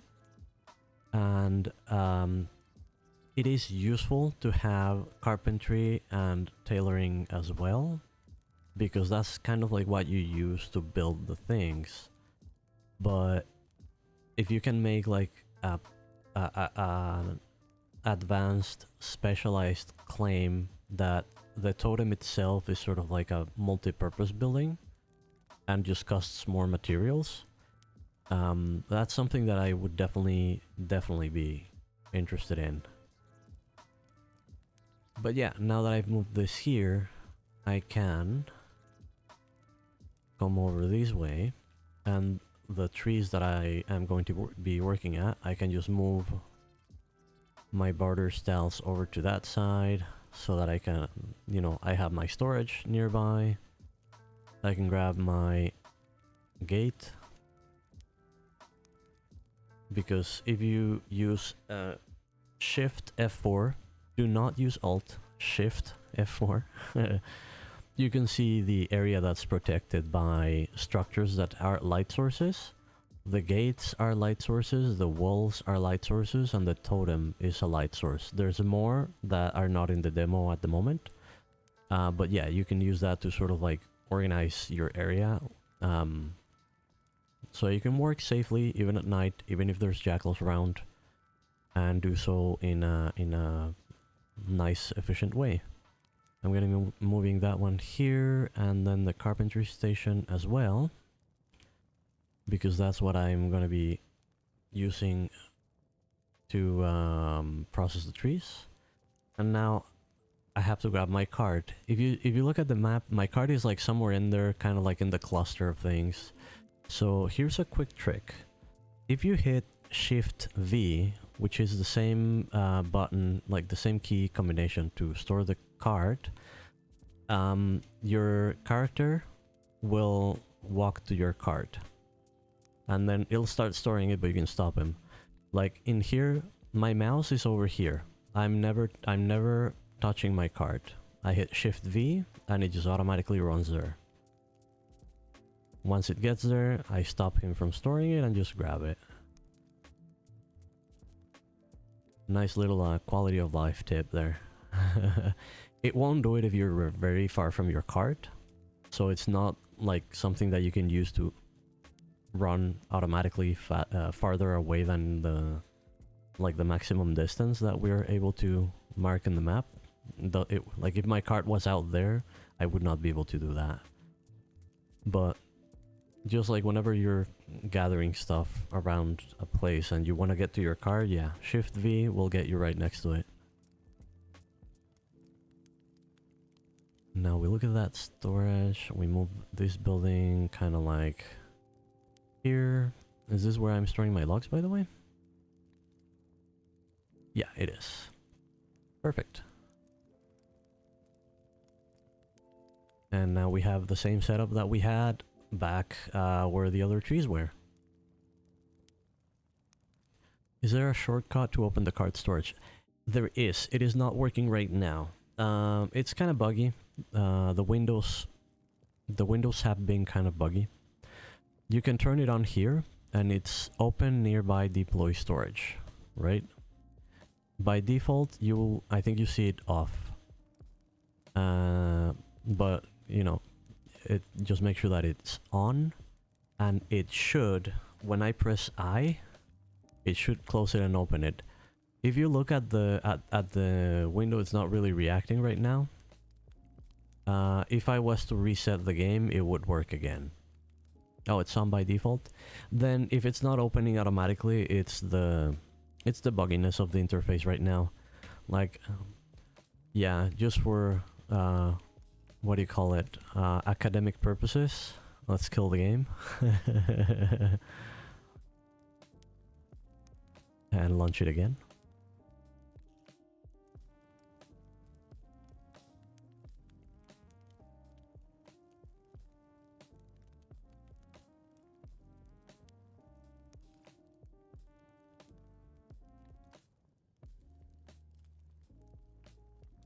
We've seen this screen so many times that, yeah, I'm familiar with every little guy in this town now. Like this here is Frank, over there's Peter, this is Molly. You got Francis over there. All cool people, all cool people. Alright, so yeah, now supposedly if I press I, it opens both. There you go. So this is how it's meant to work. And then I'd be able to come here, and if I don't like that for whatever reason, just, you know, turn it off. And then it would just open my inventory. I do like it, so I keep it on. And then there you go. Until it breaks. But, you know, games under development, things happen.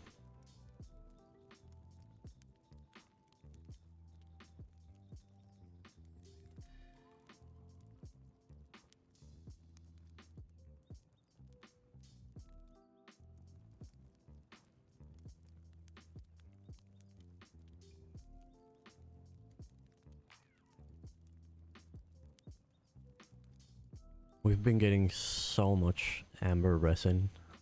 I remember when they first introduced the rares in Alpha 2, the drop rate was not great. Let's just say that. And also there was a very heavy burden on the resource.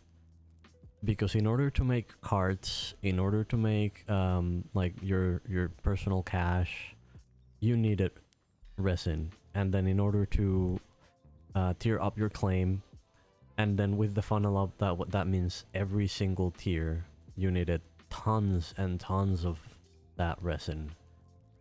The way it works now, I mean, you still have the funnel up with the rares. Like for tiering up, you still do have a bit of the funnel up, not as bad as it was before. You don't need, like, it doesn't double every time that you go up, and it only funnels the rares, the actual, like the planks and the bricks and all that. You build them or craft them with the materials that are within that tier, so that's definitely lessened the burden.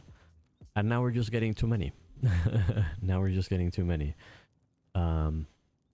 Yeah, I mean, it also probably has to do with the fact that it's a demo, and a lot of people are not really pushing through the content. Even those that are limited. Once they reach tier, like the top of tier 2, there's no tier 3 because there's a bug. Well, yeah, I call it a bug. If you look at fire sand, because I mean, we have all the tier 2 resources, right? So in theory, we could build or craft all the tier 2 codexes, right? Because we have all the materials.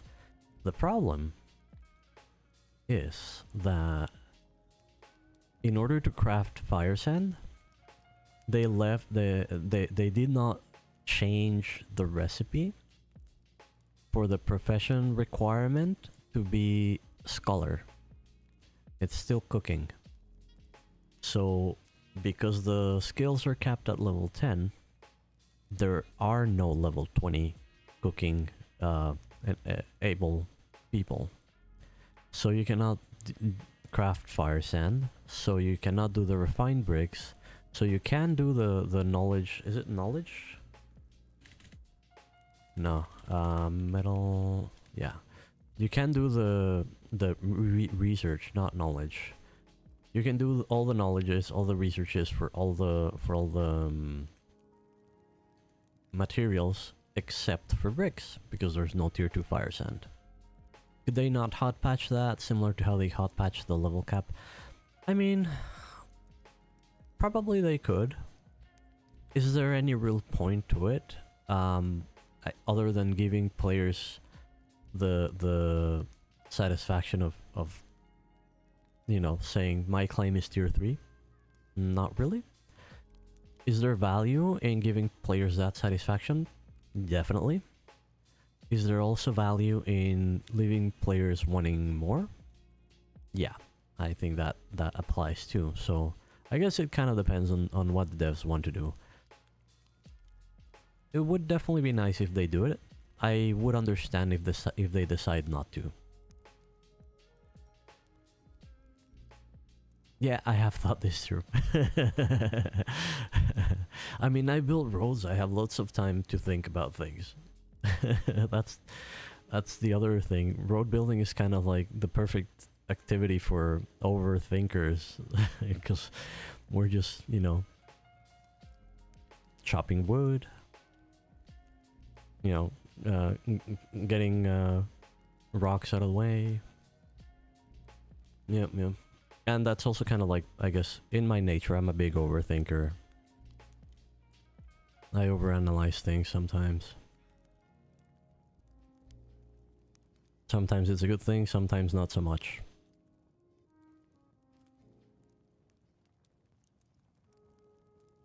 One second, I'm getting pinged. Where did I get pinged from? I have no idea where I got pinged from. Oh, wait, let me check inbox. I always forget that exists. Ah, okay. That's just an announcement. No big deal. Back to chopping trees.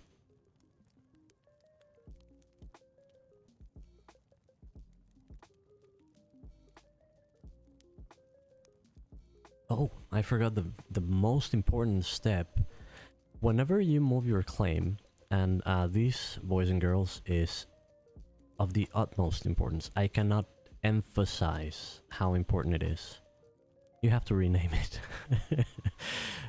Looking at the map and looking at a place that's just called Claim Area, it's bad. It gives us PTSD from Alphas 1 and 2, where every bit of the map was just crowded with dead claims that were just named Claimed Area. So, name your claims. Please name your claims. It's also nice if you set up a recruiting, you know, let's say any profession one, because otherwise I have to add people manually, and I guess I'll add Riz, who is online right now. Let's see who's online right now. Just so that if anybody else needs to be added, they can add people. I'll add Boogie. Oh, actually, Briz is not online right now. I'll add Highweed and Boogie, and they can take care of things. Pharrell is always just staying at camp. So, Highweed and Boogie. Nope. There we go. And I am going to make them co-owner, so they have access to the barter stalls. That's the only sort of like downside of using the barter stall as storage. Like, if I'm working by myself, it's not a big deal. But if there's other people around helping out, if you want them to have access to the barter stall, that means making them co-owners. And that means you have to really trust them.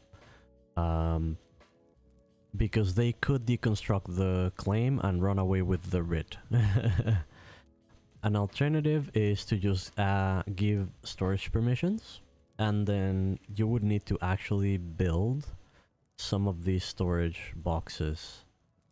Another alternative is to set up listings. If you look at my stall here, this is where I store the... Here we go. This is where I stored the Fairlith that I was, you know, gathering around as well. That was on the way. And I place a listing here that is... I am selling the chunks for 4 hex coins. And then I am buying back the ore pieces at 1 hex coin. That way, you know, if somebody is leveling their mining, they can just process this... Well, I guess... Yeah, they're mining because you have to break them into pieces. They can just spend 4 coins into getting one of these, and then turn them into these and get their 4 coins back, right?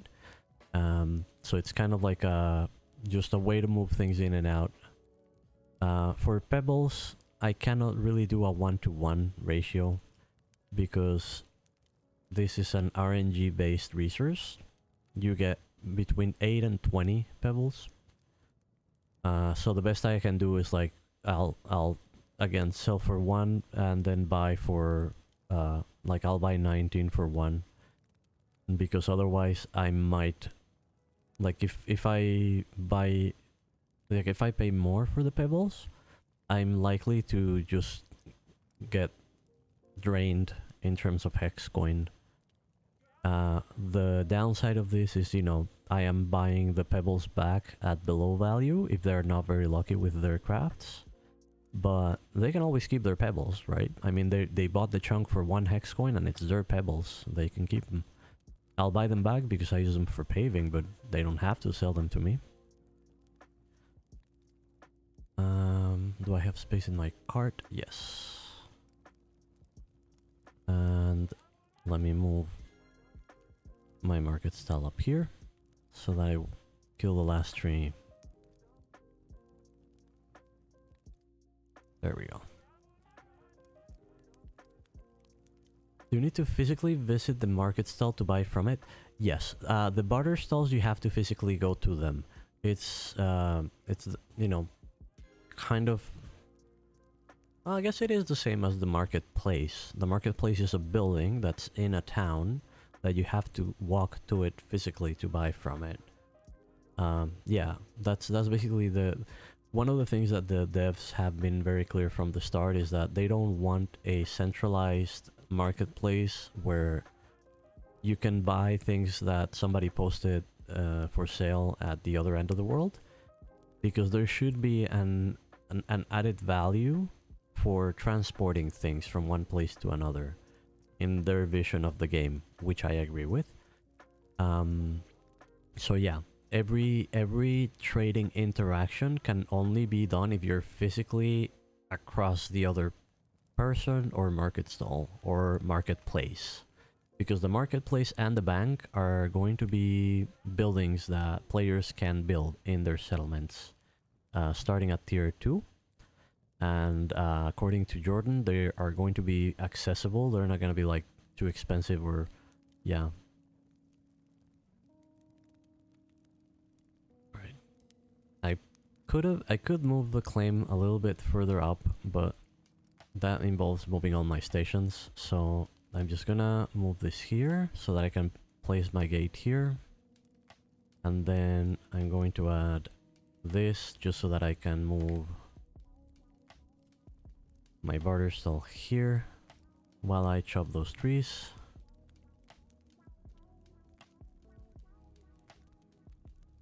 And then that should sort of protect me, right? Kind of, yeah. Am I too far from the cart? Yes, I am too far from the cart. The gate is for protection. If you see, I am near a flame right now. So, for example, let's say it's nighttime and there are jackals around. I don't know if that one's just not going to pursue me all the way, but let's imagine one of the jackals nearby aggroed you, and you know you're actually wearing your leather armor because that's better for gathering, and you don't want to get, you know, hugged to death. See how it walked away? It walked away right when I went in here. See? I'm in danger? I am not in danger. Wait. Now I'm not in danger. Now I'm in danger again? No, it's going away. It's reset and it's going back to their... It's going back home. It's going back home. But yeah, that's what I use the gate for. And you can see this distance with Shift and F4. It's useful for when you're kind of like just setting it up there. Make sure that you have one tile next to where you're going to be working. Trees go down very quickly, so it, you know, it won't protect you for long. But when you're chopping down like big chunks of rock that you're going to be there for a while, this is very helpful. Is there no smaller structure? There is. There's a couple. At tier 1, you have this. You have the walls. The wall only has a very small perimeter for safety. Starting at tier 3, you have like actual torches that you can place that they cost some tier 3 ingots and tier 3 plank, and I think some rope. Like, they're not very cheap to make, but they're not also not super expensive.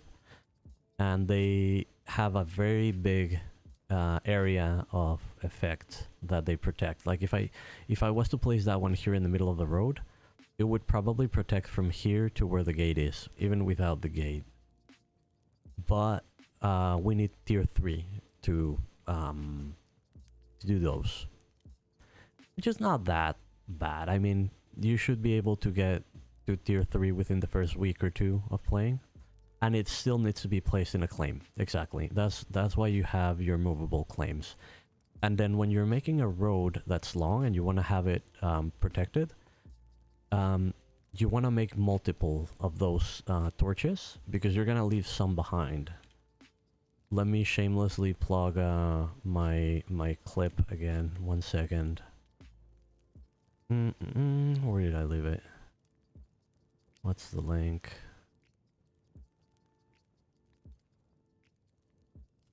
I should just have this opened in another tab. Just always open.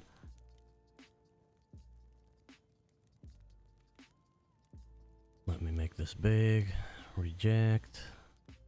Now back to OBS, and is it this one? Yeah, there we go. So this is the road that I built in the last alpha, and you can see right here, that's the torch, right?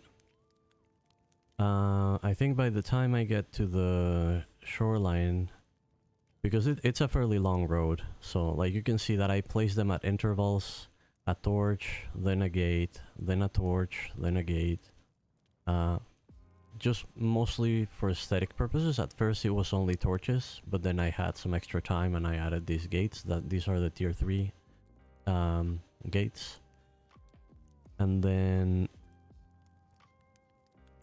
when I reached the end, I opened the map. We used to be able to see the light protection in the map itself. So, wait, oh, don't close that. Okay, play. Here we go. So, as you can see here, this whole area is what is being protected by that torch. And then this is the area protected by the gate. So as you can see, those torches are definitely what you want to set on your roads in order to keep them safe for travel. Alright, let me close that. There we go. Oh, that was not the right window. Hopefully nobody gets doxxed. I did not create multiple claims. I used the same claim and I kept deconstructing it and moving it farther along the road. When you move your claim, like right now I just took all the buildings. I took all the buildings with me. But when I did that project, I built like in the barter style, I had materials for building like 30 of those torches or so. So as I was moving along, I would build a torch and I would place it on the road.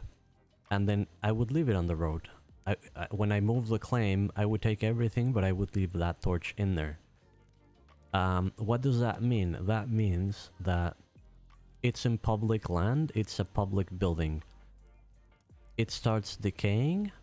Buildings have durability. If they're not protected by a claim, this will start slowly going down.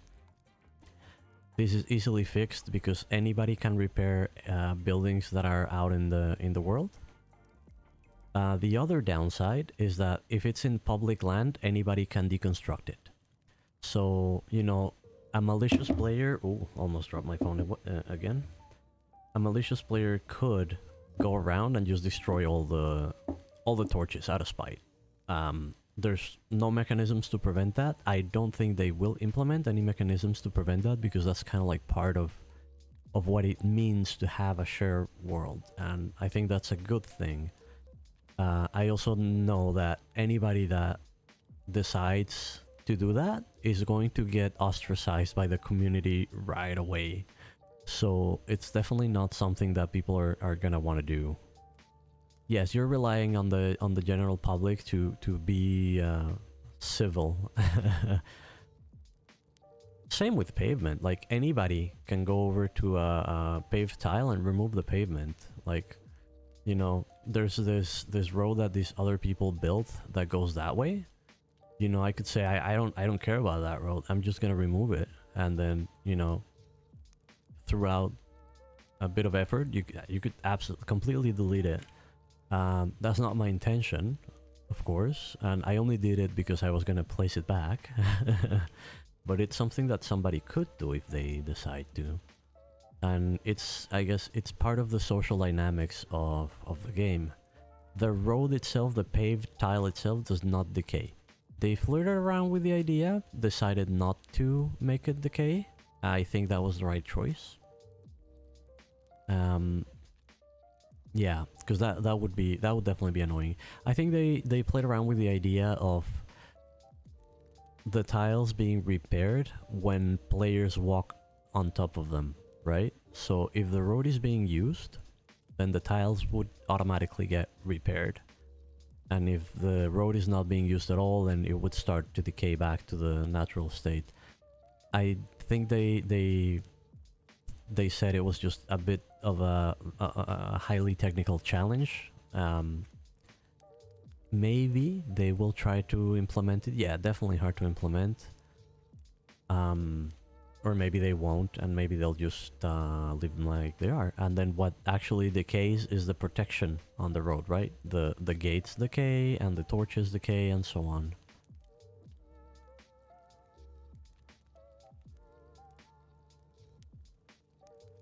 Alright. Did my cart not open? Okay, it is. My cart is not broken yet. I can still close it and open it.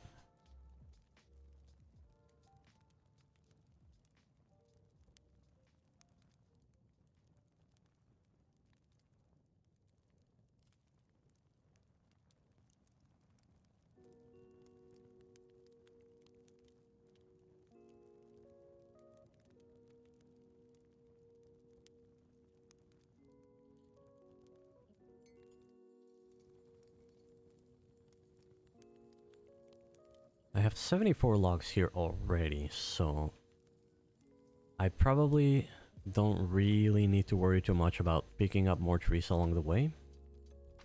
It used to be that if there's a cargo on the ground, you were not able to pave on top of it, but they changed that and now we can. So it comes a point where it doesn't make, like, it's too much trouble to keep bringing the barter stall right next to me just so that I can store those logs. And it's easier to just drop them down, and then if I have time, I can pick them up, and if not, they can disappear, and that's fine. Feels kind of like a hack that you can use the remove claim mechanic to create public infrastructure. Kind of feels like there should be a better way. Yeah, like the specialized claims would definitely be a way.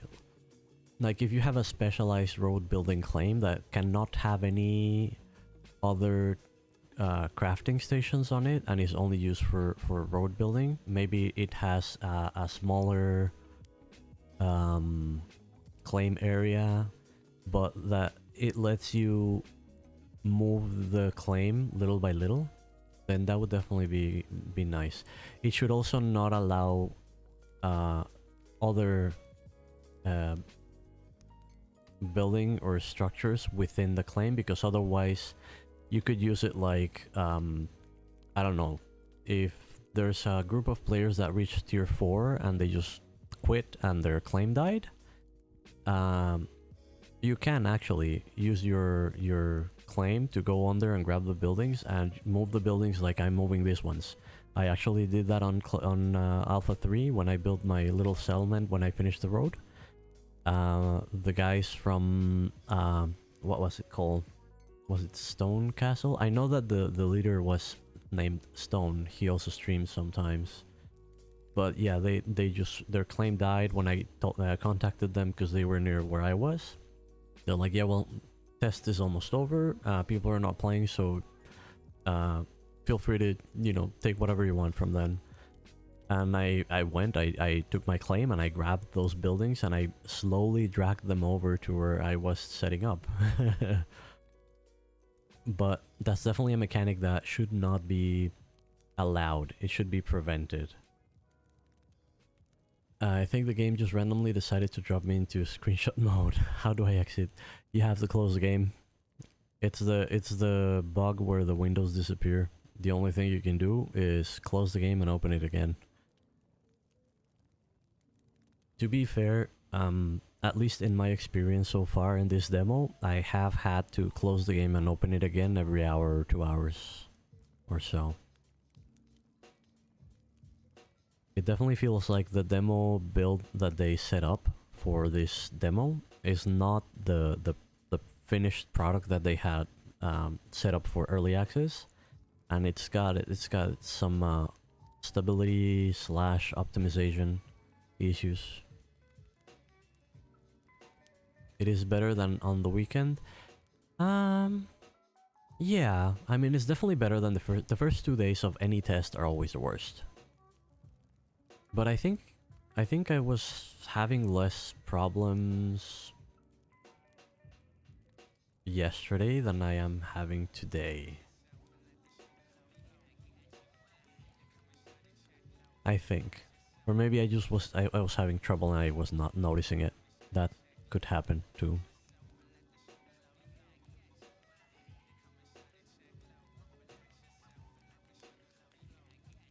See, like right now those trunks, I might not even pick them up. I'm getting close to 100 logs in here. I'm in a starting town with only 3 other players. On the weekend there were 30 or so with the audio bug. Yeah. When highly or densely populated areas definitely suffer more than areas that are a bit more clear.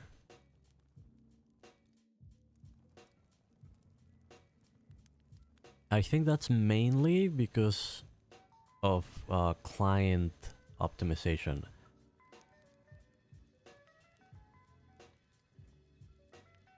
But the window problems and a lot of the issues that are kind of still happening right now are actually server based from what I understand. And all that I understand is that people say that they are server based. I don't know exactly.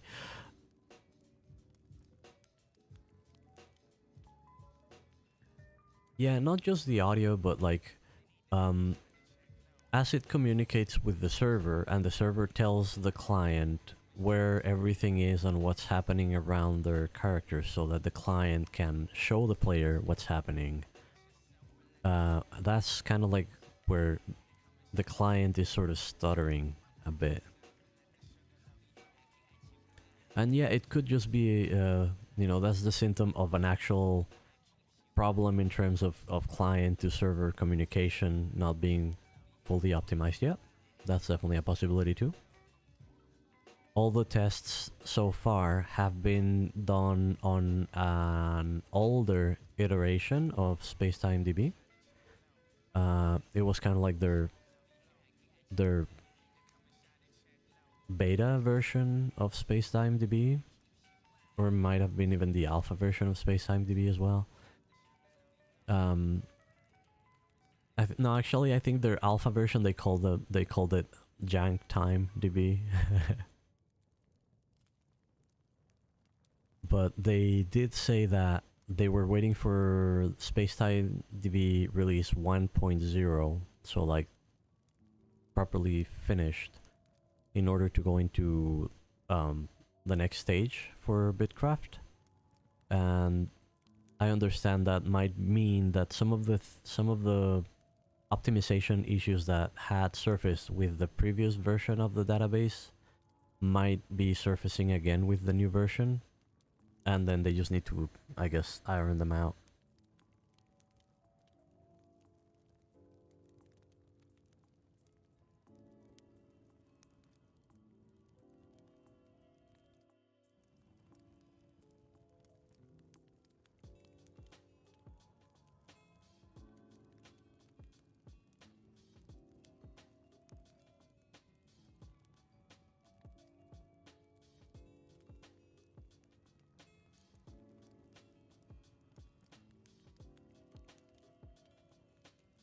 Alright, once I finish clearing these trees, I really need to get to making more stripped logs.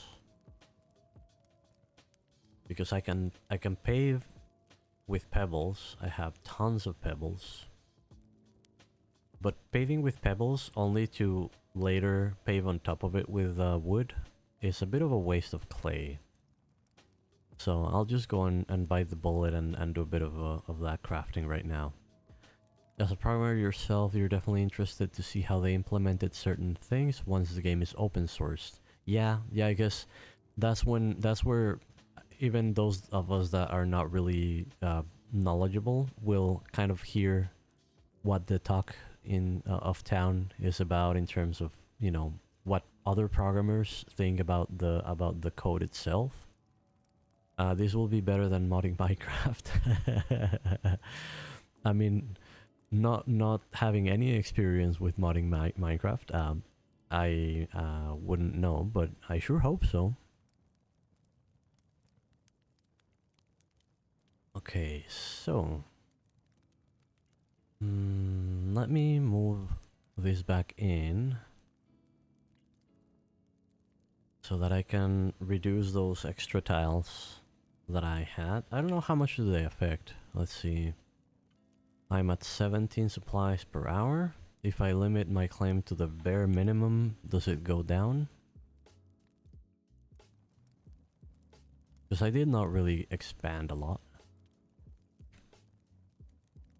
It goes to 17 supplies per hour, so not really.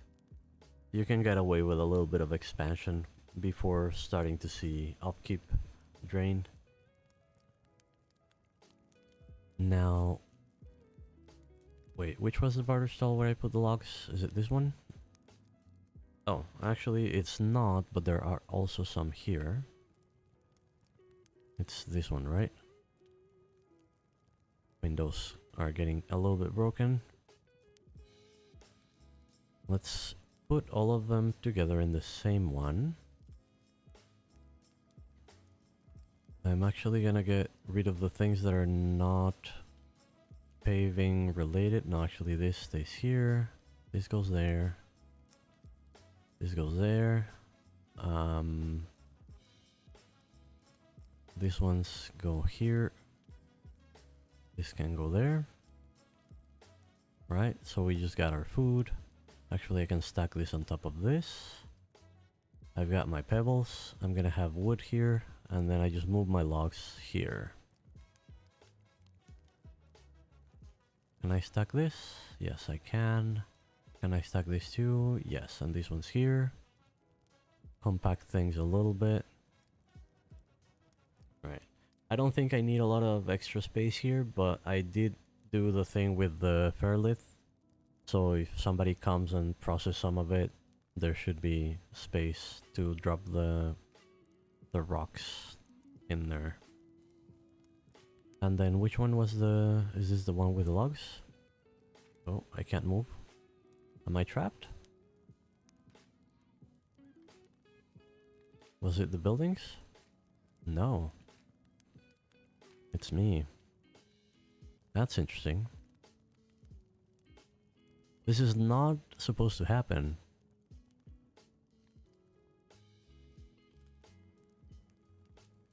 Yep, looks fun. Time to reset.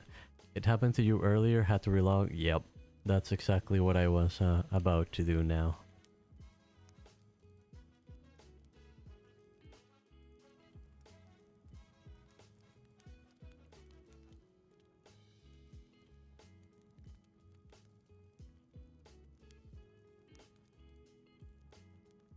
I wonder what triggered it, because I mean, I was standing in the same place and I opened 2 barter stalls. If I do it again, can I replicate it? Let's try to find out.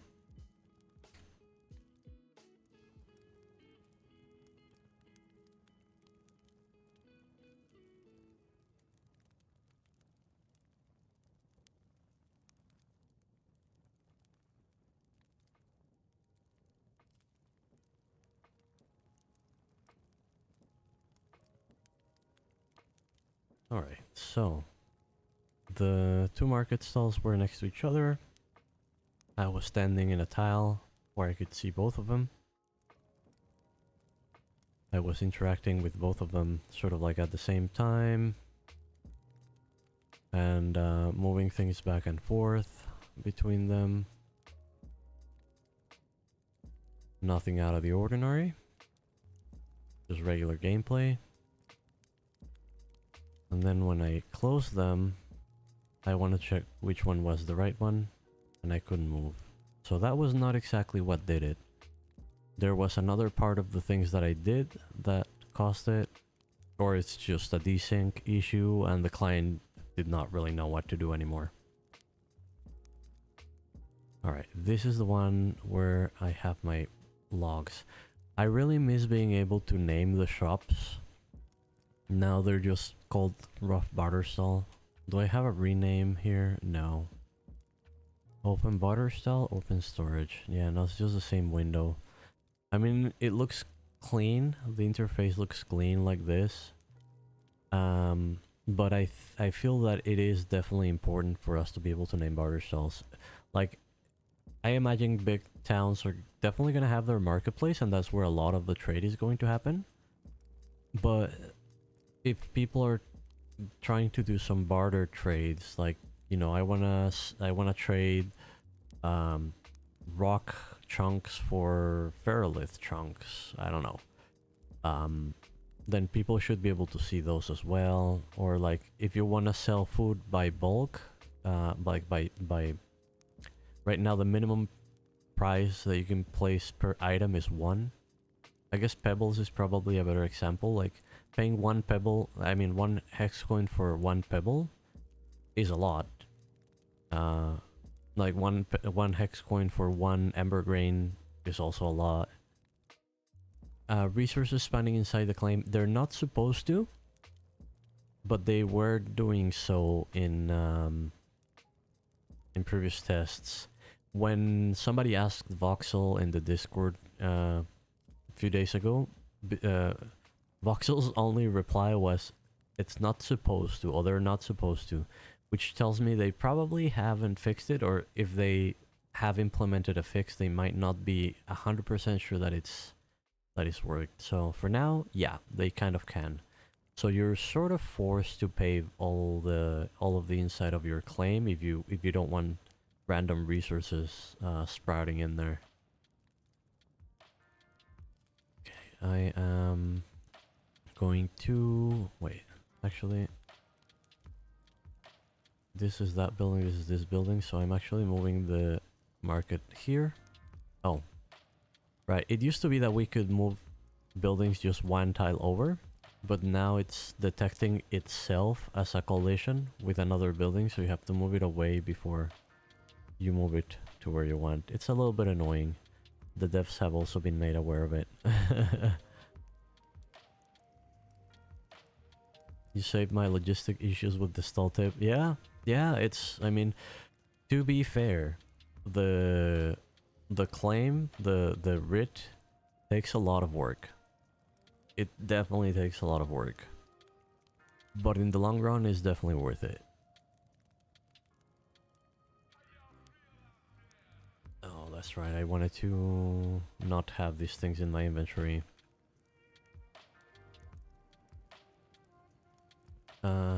You go in there, you go in there, and you go in there. You're okay here. Actually, because right now I'm crafting, you're not okay here. You go there. There we go. Now I have a clear inventory. And I'm ready for logs. Oh no, my cart window broke. Not opening again.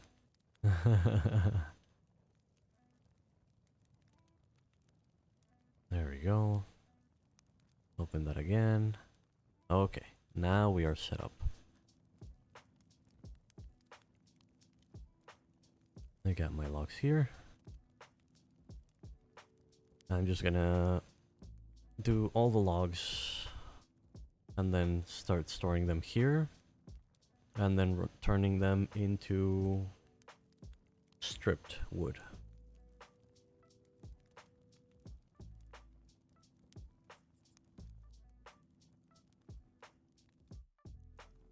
And so Ikayo, I cannot guarantee that they are going to keep the barter stall at tier 1 with these requirements in terms of materials. They might make them tier 2 and require tier 2 materials, which will make it a bit less cheap. It's not a bad thing, just something to keep in mind. It might make the initial investment a little bit bigger. It's still worth it.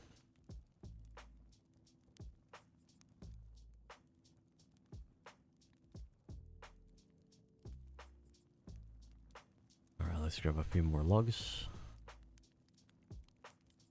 That's fine, I was just struggling now. I'll have that in mind for the future. Yeah, exactly.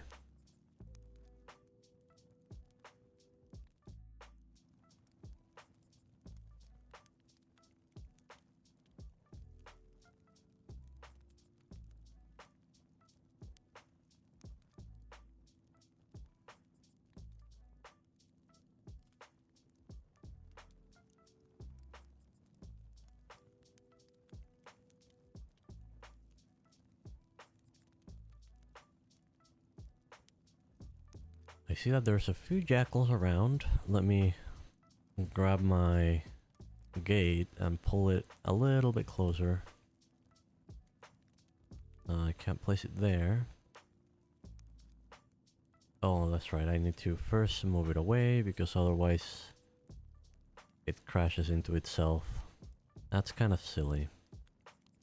Is this far enough? Not quite. Maybe here. Yeah, there we go. That works. I mean, it's only like there's one way out there and there's another one like way over there. But I think it's gonna be nighttime. And then at night there's more that spawn. Okay, so the station is here. I think this got closed. Then my inventory. My cart.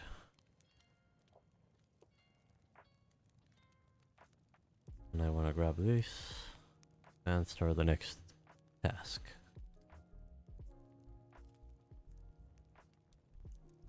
Get more logs in here. Rinse and repeat.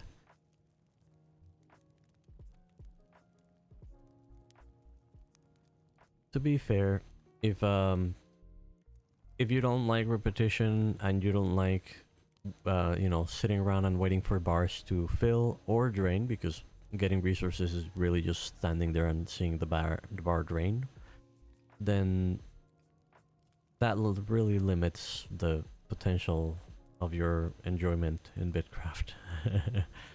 Because that's kind of what the game's about. That's why you play Rotato meanwhile. Yeah, exactly. Exactly. Like when I'm streaming, I'm yapping around here. But when I'm not streaming, I'll be listening to an audiobook or playing a different game in the background. Yeah, it is that kind of game.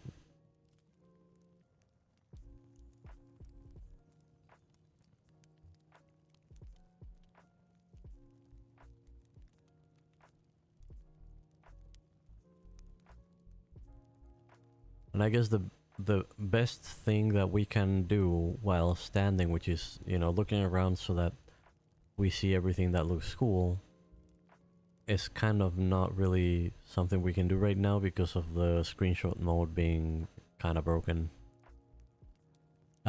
Still, I can totally spend hours in it. Yeah, exactly.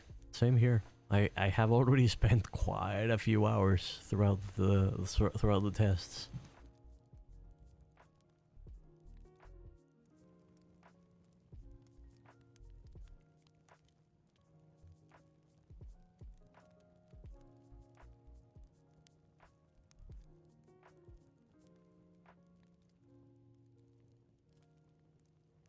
even knowing that whatever it is that I did in those hours was just gonna be deleted, like it's going to be now, right? 2 weeks from now, nothing that I am doing right now will be playable. You're coming close to level 20 on some professions. Nice, very nice. Which professions have you found yourself doing more?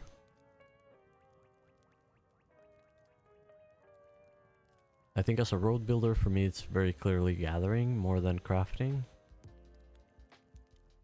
I only really do the crafting that I need to. If I can get away with no crafting at all, I would. I guess because mining is able to make the pebbles, I technically could. I mean, if I didn't build my claim, right? Because I don't need the resources for the claim. I could source them.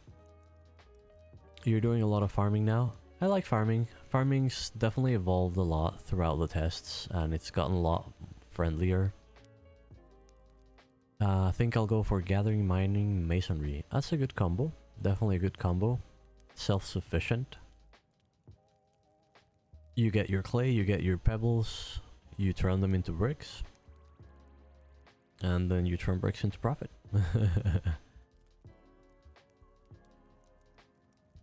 There we go, my stamina is full again.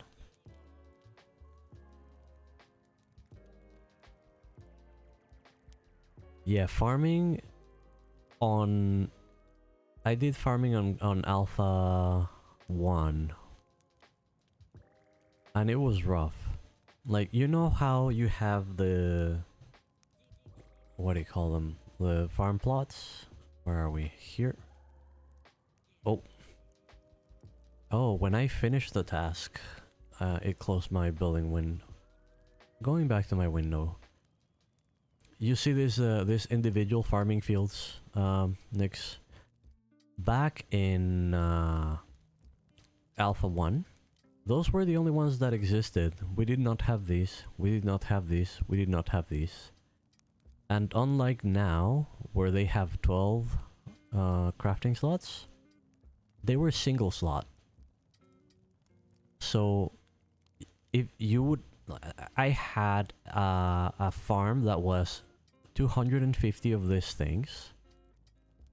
And if I wanted to plant 250 seeds, I needed to go individually to each one of them, to harvest the one that I planted before and plant the next one, and then go to the next plot and harvest it and plant it, and go to the next one and harvest it and plant it. The upside is that it was a very engaging game mechanic. My wrist hated me because, you know, that was so much clicking. But yeah, I will always be very proud of having been, I think, among the top 10 farmers in Alpha 1 because of what that actually means.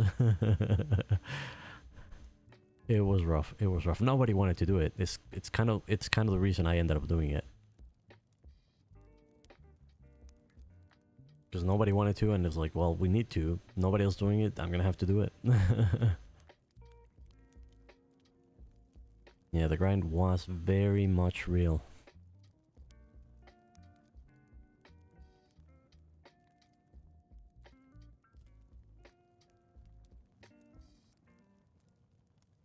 Okay, we can start storing some of our logs.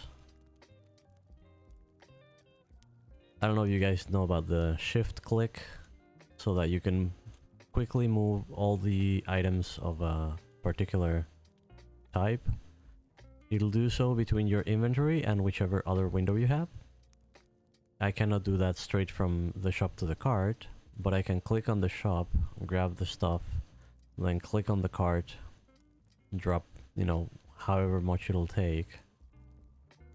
And then you have, if you have like mixed item types, it doesn't really like it won't store everything. Like if I just want to store the logs, then it'll just store the logs or just the clay. Useful little trick, I guess.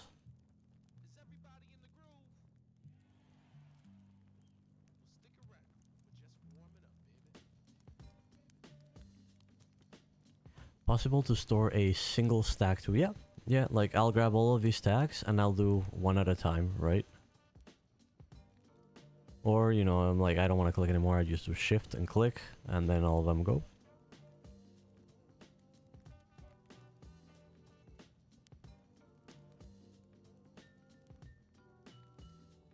So technically, I guess the normal way is to move things one stack at a time. Yeah, normal click is one stack at a time.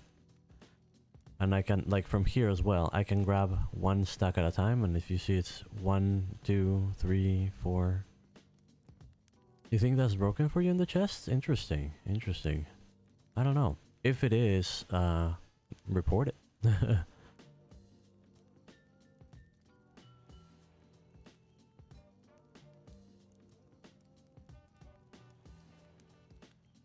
If it is, it might also be part of the settings thing. I don't know if that is key binding, maybe? No, there's no shift click here. Shift enter. That's the numbers from the action bar. Yeah, it's not showing within the key bindings, but it's a hotkey combination, I guess. The shift click worked, but the normal one did not. So what did the normal one do? Like it just wouldn't grab anything? Were you forced to like move all of it at a time? Every time? Oh, that's horrible. I mean, you can always like click and drag, I guess. Like, I doubt that would be disabled. But that's annoying. Like, I do that here, for example, right? When I move this cargo here, because I only have one. I could also do... We were enabled, actually. This is something that in closed alpha 1, we couldn't do. The way to move 10 logs from your cart to your shop, or any inventory, was clicking here, and then you would click here, and it would grab it. Then you would click on the shop, and click here. And then it would store it. Which is actually not doing it now. Interesting. But it would like click, click, click. It was a bit of a mess. It might actually work to fill that, so doing it the other way around was like this. Grab the log, click on the cart, move the log. Grab the log, click on the cart, move the log. Grab the log, click on the cart, move the log. Grab the log, click on the cart, move the log. Now we are able to just do that. Right? So there are definitely elements on how the interface works that have been worked on throughout the different iterations, and it is quite possible that it can get partially broken, and maybe you just need to relog for it to work as intended.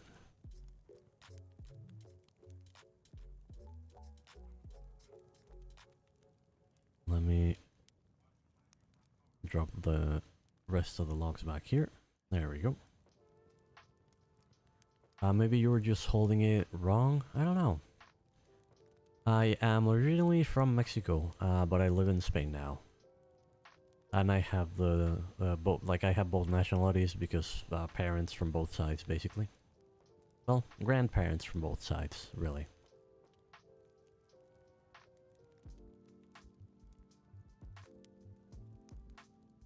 You're originally from Uruguay and live in Barcelona. Nice, nice. I went to Uruguay once. I lived in Buenos Aires for about 6 months. And I needed to renew my like visa entry thing after 3 months. So I went to... I'm trying to remember. It's an old fort town. It's close to Buenos Aires. It's like to the west in Uruguay. What was the name? Yeah, Colonia de Sacramento. Thank you. That's right. Beautiful place. Really beautiful place.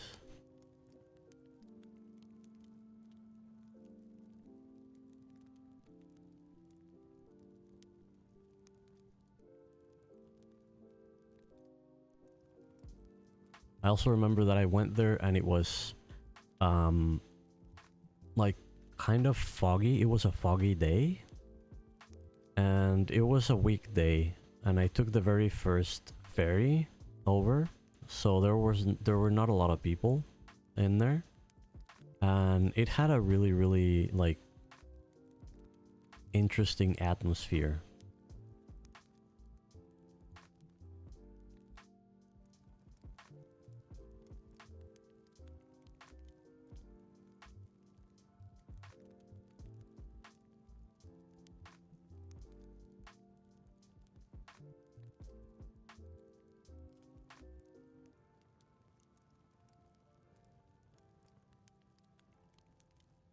Well, we're over halfway through with our logs, which is nice. We still have to strip the logs though. But we're gonna have a lot of materials for paving the next bit of road.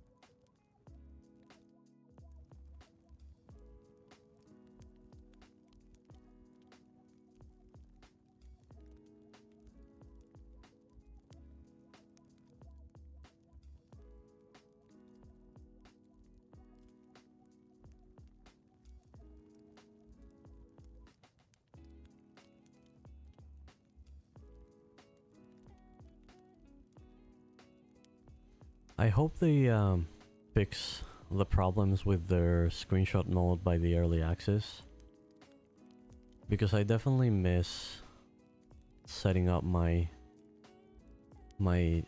chill scenes to just look at the game, turn everything off,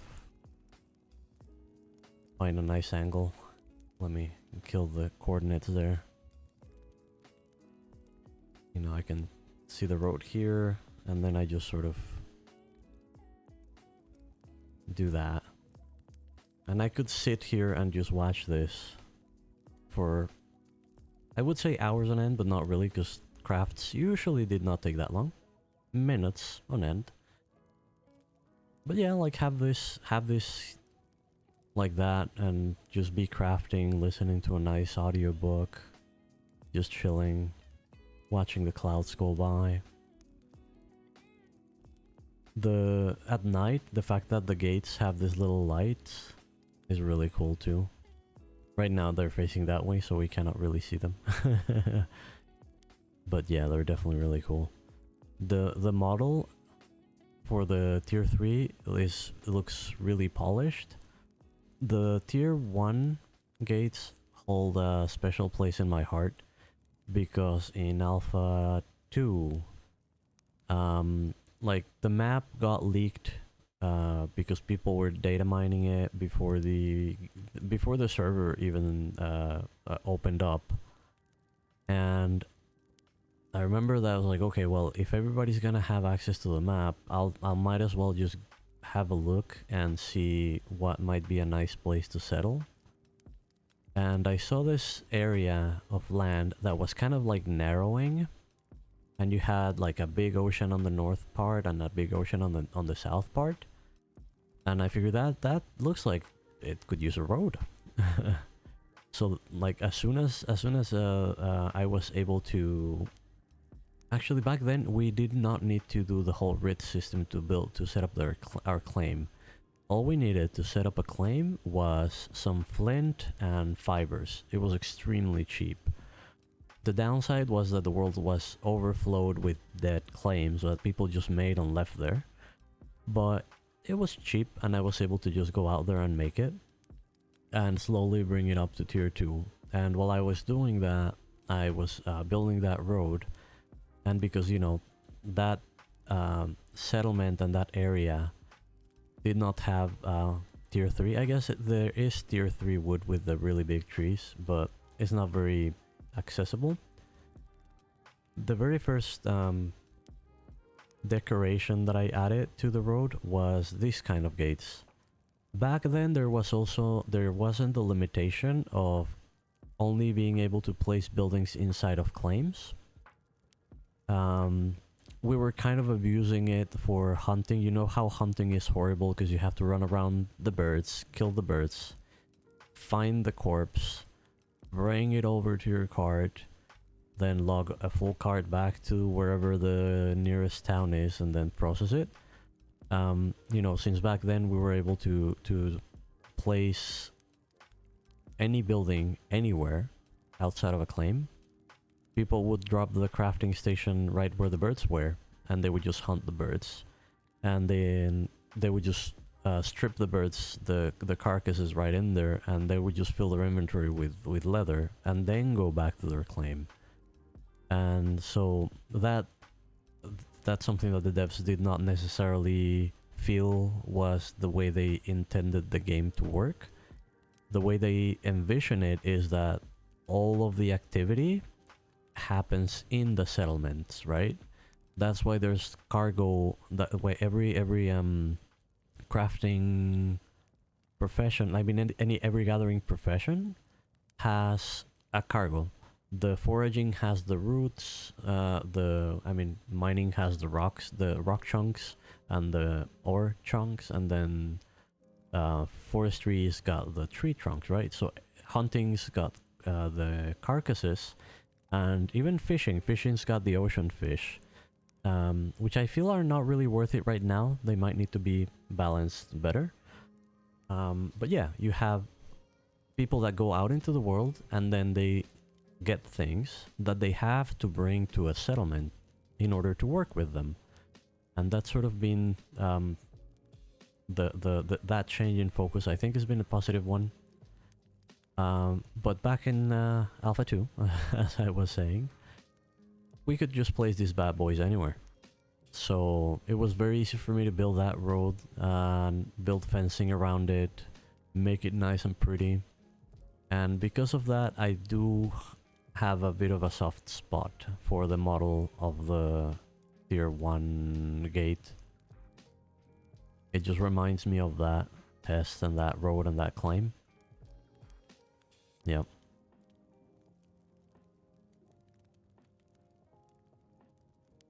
Where's my cart? Is it opening? No, it's not opening. Need to find it. Is that? Yes, that's it there. View the storage. Keep working. There we go. I got a little sidetracked with nostalgia there.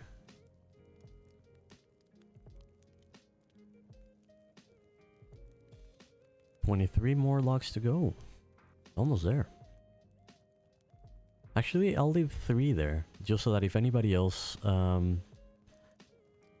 is chopping trees and is wondering where to drop the trunks, they know that it's on this one.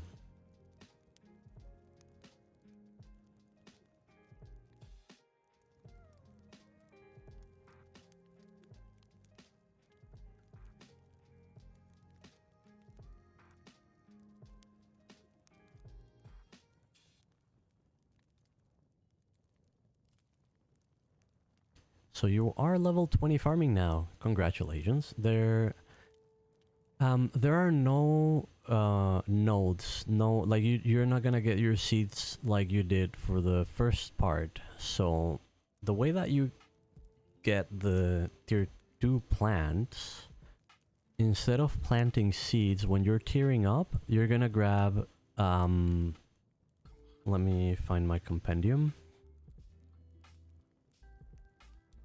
You're gonna grab these things: the basic ember grain plant, basic wispweed plant, basic starbulb plant, and you're going to need to find berries out in the world. I think they're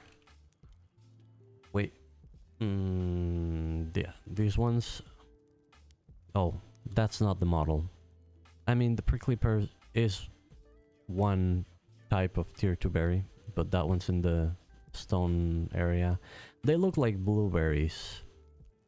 So you're gonna get some blueberries, and then you're gonna be able to turn those into fertilizer, right? Oh, yeah, here. You're gonna turn them into fertilizer. When you make the fertilizer, you're probably going to unlock the recipe for the next tier plant. So you can make tier 2 plants in two ways. You can use 5 of the unprocessed tier 1 plants. So you do not process these ones for seeds, you just mix them with the fertilizer and then you get the next tier. And then, you know, once you do that, you're gonna be able to... Well, I haven't interacted with any tier 2 seeds, but once you make the evergreen plant and you craft, well, you process it, you're gonna get the tier 2 seeds directly. So that's kind of how you make the jump. Every time that you're close to making a jump onto the next tier, you're going to want to start stockpiling unprocessed plants. So when you get the right tool and you get the right fertilizer, you just plant, like, you need 50 plants in order to make 10 of the next tier, right?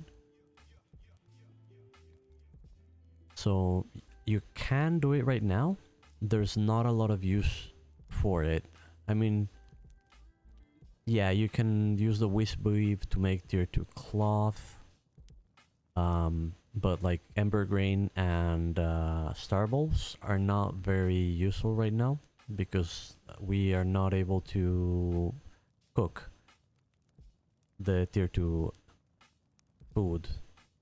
Yeah, they're just cooking. And because the skills did not get their cap raised, the skills are capped at 10, you're just never gonna be able to cook them. Not on the demo. You're gonna have to experience that on the actually early access. Oh, okay. I'm actually now full of logs. Excellent. So I'm gonna leave 13 in there.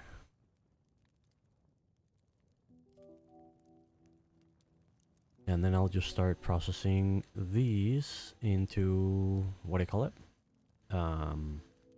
Stripped wood.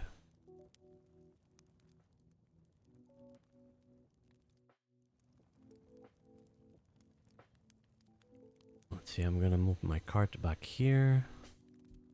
Am I getting protection by the carpentry station? If I don't go there, then I am getting protection.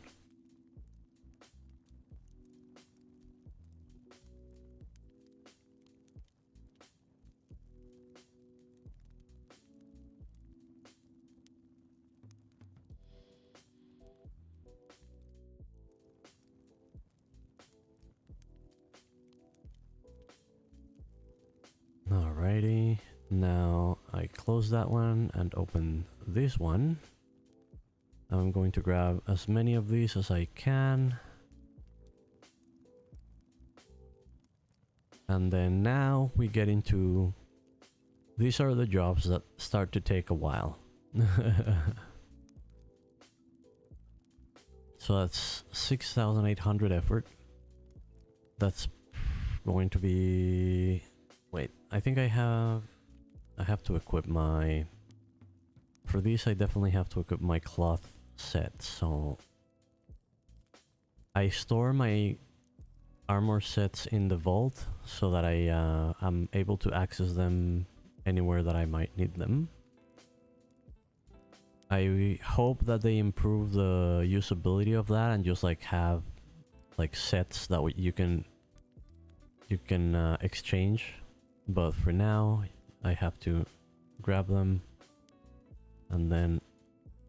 Why is it not equipping that? Oh. Because I still have these open, it stored them here. So, have nothing open. Wait, which piece am I missing? Head, body, belt,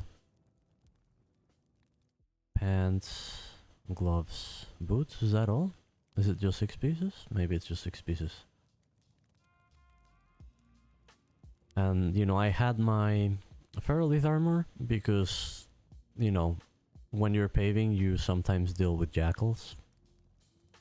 But now that I'm doing longer crafting jobs, I switch it and then I just add the other armor to my vault where it can sit nicely, and if I need it again I just convert it back to deed. So there's another inventory management tip. Let's open our cart storage. Oh, and we also actually need to open this. Why did it close? Oh, I accidentally opened the wrong station. Here we go. I'm juggling windows right now. Okay. I still use this one because I need this logs eventually. It looks like it's just gonna be... Wait, no. If I'm able to do 136 at a time, then it's gonna be two more full jobs. I can probably drop this here for now. That's one more space in my storage. So because I am eating the food that gives me crafting speed, and I am also equipping the armor that gives me crafting speed, I am not wearing the right ring. I should have the gem ring, but I have not bothered making it. But I enjoy a nice bonus that you can see on your detailed statistics of 16% speed when crafting. When you're crafting 6,800 effort, it makes a difference. The ring is made at the masonry station. Let me open the compendium.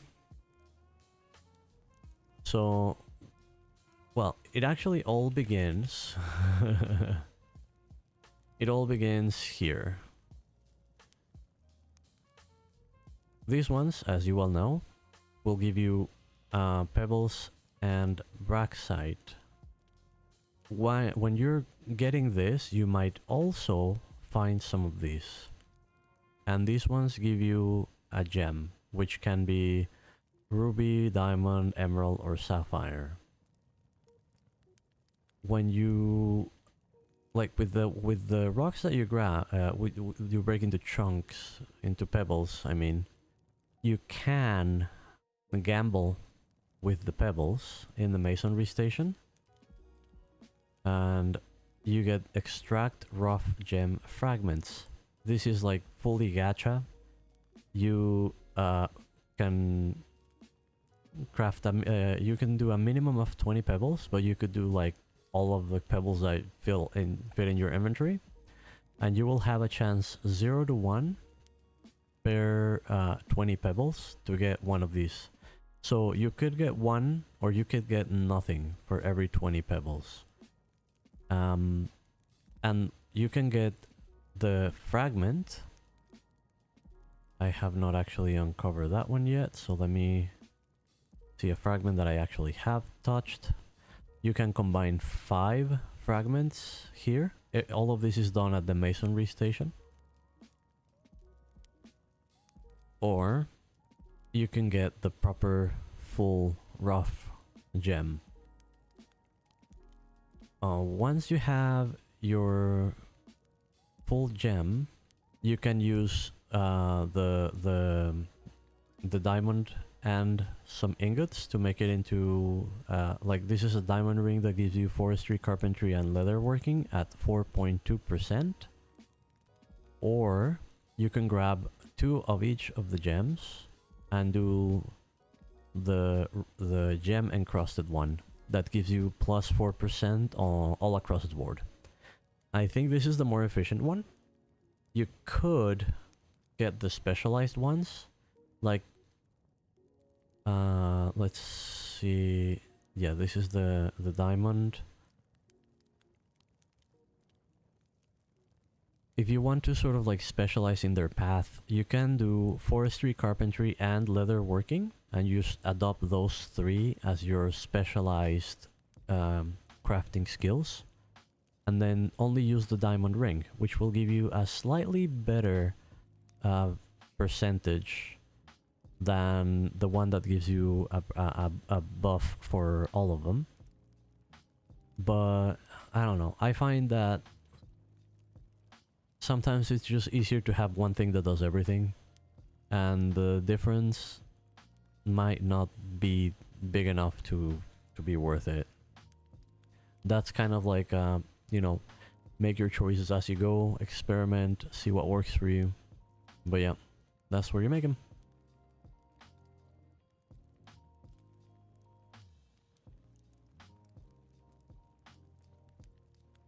And I ran out of stamina and I'm forgetting to eat. There you go.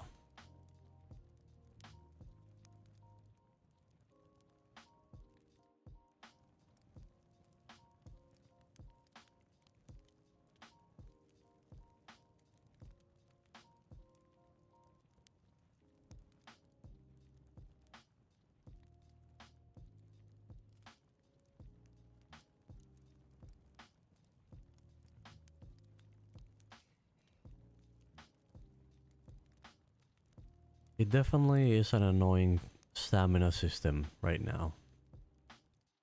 Like in the past test, we had food that would allow us to craft without the stamina actually draining. If the food that was the same tier as the crafting, like you would not be able to really use tier 1 food for crafting tier 4 things, and if you tried that, then your stamina would definitely drain. But you know, if you're doing tier 4 crafting, you could probably do with a good tier 3 food and still manage to craft continuously, so that I would be able to just wait until the whole task is completed, instead of having to come back here on and wait, like whenever it drains, have to wait until it fills back up and then start the craft again. It feels kind of like it breaks the dynamic of how crafting works. It's something new that they implemented here. They've gotten a lot of backlash from pretty much everyone that's played before. So hopefully either they backtrack or they add some foods that have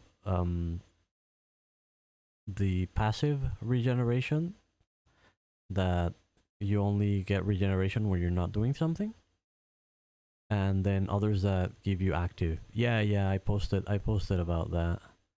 Well, I just added my 2 cents in the really long post where everyone is ranting about that.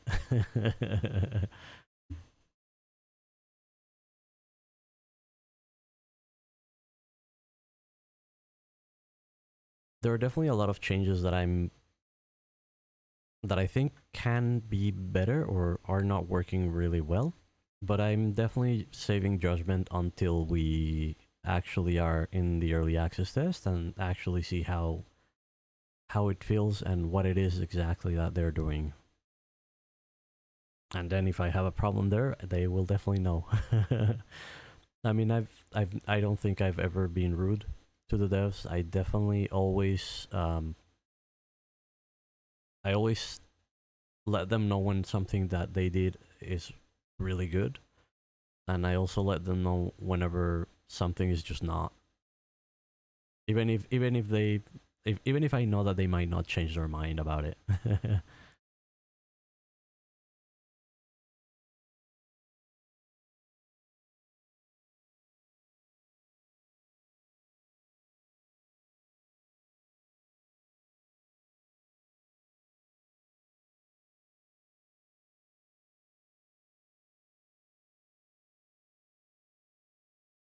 Did the music die, or is it just that that song ended? No, it died.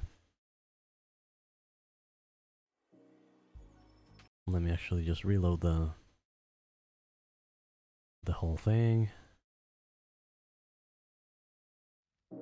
Oh, sorry about that. Is that the right volume? Looks like it.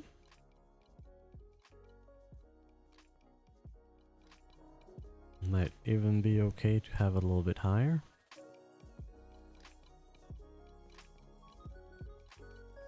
And let's switch over to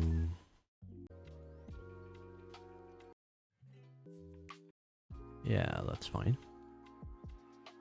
I like that there's like this campfire effect that I can sort of like add to the background.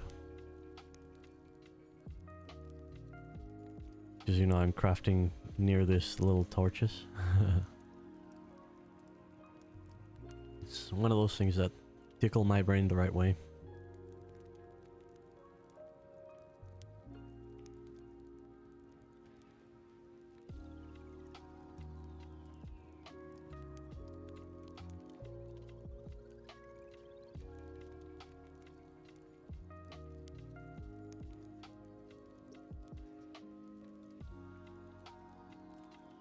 Definitely have all the layers with your own game sounds too. Yeah.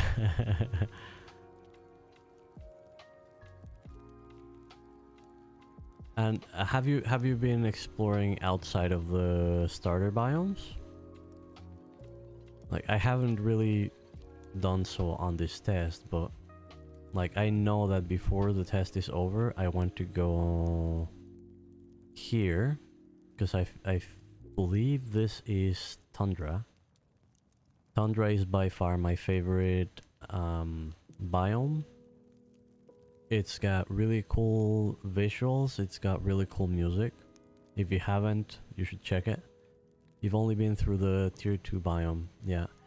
You said you were in, did you say you were in, no, actually it's Carlo. Soy Carlos is the one who is near here. So which area are you around, Nyx? I might be able to tell you where you're nearest. You're Yggdrasil region 2, so that's bottom middle, right? Yeah. Like which town are you in? Well, regardless of which town you are in, I can tell you that I suspect, I suspect this might be your Tundra. Because Tundra has this sort of these rivers along the way, but also little ponds scattered around. It's next to pine forest and mountains, so I'm fairly sure this middle part here is a mountain. And I know that this thinner rivers are pine forest, and then these big rivers are column forest like you're in right now. Need to zoom in to see the claim. Actually, we cannot see other claims unless we are in that region, which is sad. Like, I can zoom all the way in here and there's nothing. The regions are a new system and definitely need a bit of work. I mean, it's part of what testing is for, right? But yeah, this taking your boat and sailing around this area is gonna be a really pretty trip. You're gonna have I believe this is probably gonna be plains. This is probably going to be column forest around here. I'm sure that Umbilica is set up in the border of column forest and pine forest. Hey there, thank you for the follow, and don't worry, I will take good care of your soul, Rakinos. You don't even have a boat yet. You can get a boat from, you can get the raft from Svim. It's very cheap. It only costs, I think, a couple hundred hex coins. Not yet? What do you mean not yet? And welcome, Rakinos. As I said, I will definitely take good care of your soul. You've already relinquished your soul as you followed. You got 700. If you have 700 hex coin, you can get a raft already. I think it's 100 and... no, I think it's 50 for the training, and then 150 for the raft itself. You don't even have hex coins yet? Should definitely do traveler tasks. Like, you mentioned masonry foraging, which means you're doing bricks. then your best friend is this guy. Because sometimes, like right now, he's just basically gonna give you 500 hex coin for that. I think in order to actually sail, you need to be at least level 5 to buy the training. So yeah, just make sure you do a few of Svim's tasks, and then you'll be able to. I'ma get it. Thanks for the tip. Didn't know that. Yeah. You need to be a certain sailing experience to buy the training for the rafts. It might actually be just level 1. I don't know. But yeah, it's fairly cheap to get, and you move a lot faster on water, and you don't drain stamina. When you're sailing, your stamina does not drain. Yeah, you were gonna figure it out, but now you know. There you go. Wait, no, I did not want to do that. I wanted to open my cart storage. Open this, open that. Let me actually walk here, because that's where I'm gonna be safe. Did I finish the task? What happened with my task? Oh, there we go. Sometimes the tasks are not necessarily loading correctly. No, don't move. Stay here. Gonna be lurking. Got a bit to finish up there. Perfect, no worries at all. Your lurkers are always welcome. Alright, I need to... Wait, no, that's this thing. So this, here we go. I know how to play. I know where things are. Sometimes I just have to remember what it is that I actually want to do.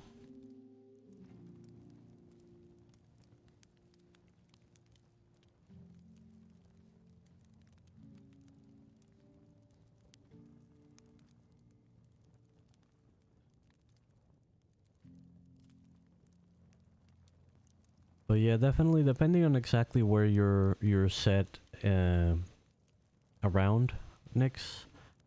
If you are close to Umbilica, that's a good like starting point to just go into the water and like sail around to the north. Stick to the east coast, like across from Umbilica, and that's where you're gonna see the transition from plains towards pine trees. Might even see some of the mountains and the tundra. The biomes are just beautiful. And the music changes, the background music changes for each of the biomes. I really like the pine forest music because I guess I'm biased towards it because I have spent a lot of time in there in Close Alpha 1 and 3. But it's kind of like very melancholic, very like low energy. I don't know, it's really good. You had fun doing that in the stress test? Yeah, exactly. Although the stress test was more limited because I think it was only Calm Forest. I mean, the regions were also a bit smaller, but it was a lot of fun running around, like hunting those Hexite nuggets, for sure. Among all the stuttering of the game. But I mean, it was a stress test, right? If you're running a stress test and people are not suffering, you're not trying hard enough. You don't have enough people in there. Had your fun at the region borders? Nice. Were you like hopping back and forth?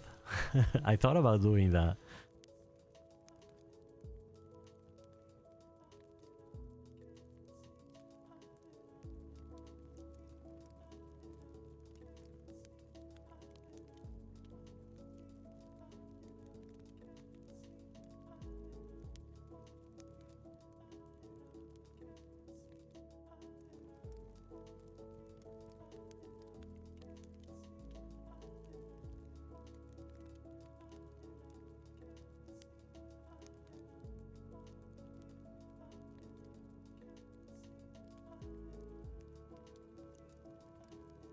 You got stuck in the loading screen for 40 minutes until you gave up, then sailed to region corner, looked fancy, broken out there. Yeah, yeah, I can imagine. I can definitely imagine. I was actually lucky that I did not get a lot of crashes or lag, because I was not able to roam around for the full 4 hours. I had to leave before it was over. And I definitely wanted to just at least grab 100 of the Hexite nuggets, and I managed, so I was happy at the end.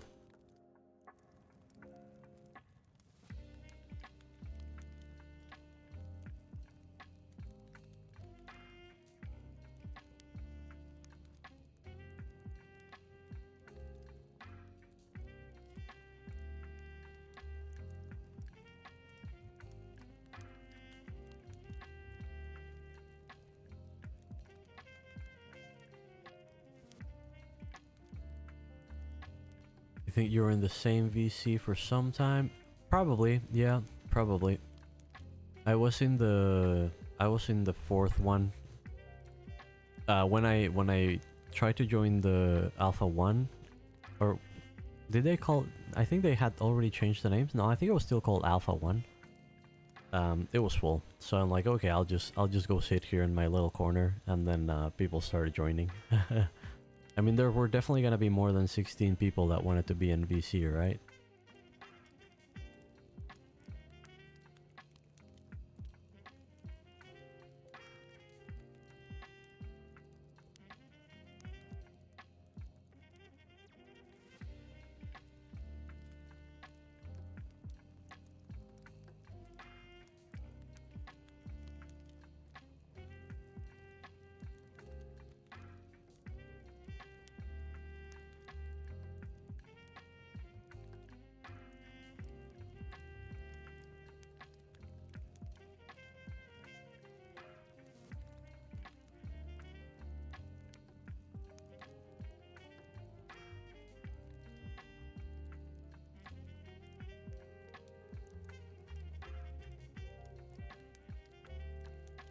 So I want to store this, and as you can see, we are getting a lot of materials for paving. Okay, looks like it's just gonna be one more batch, and it's gonna be less. Oh, okay, that's right. So it was 136 because it takes 3 of these to make 1 of those. Oh yeah, it gets kind of compacted. So this is gonna be a bit of a shorter job, although still fairly long. That's still gonna be about 7 minutes, I think. 7 or 8 minutes. Might be more. I think 5 minutes. I did the math at some point, and I think with the tool that I have. Oh wait, but I gotta wait, no. I got a tier 2 machete, not the saw. My saw is still power 10. This is the one that's good, that's power 14. So if I'm still working at power 10, yeah, that's actually, I think, a little bit over 10 minutes. So you guys are gonna have to put up with me yapping at Windows for a bit longer.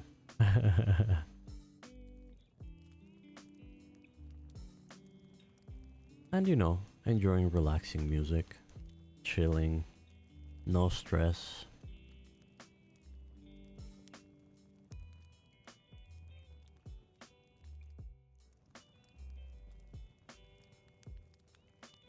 You're saying the same thing I do, yeah. Just on your game and with your materials, yeah, pretty much, yeah. It's just Windows on Windows everywhere. It would definitely clean up the interface. I mean, I guess you do. I could close this and then I can see the progress of that here.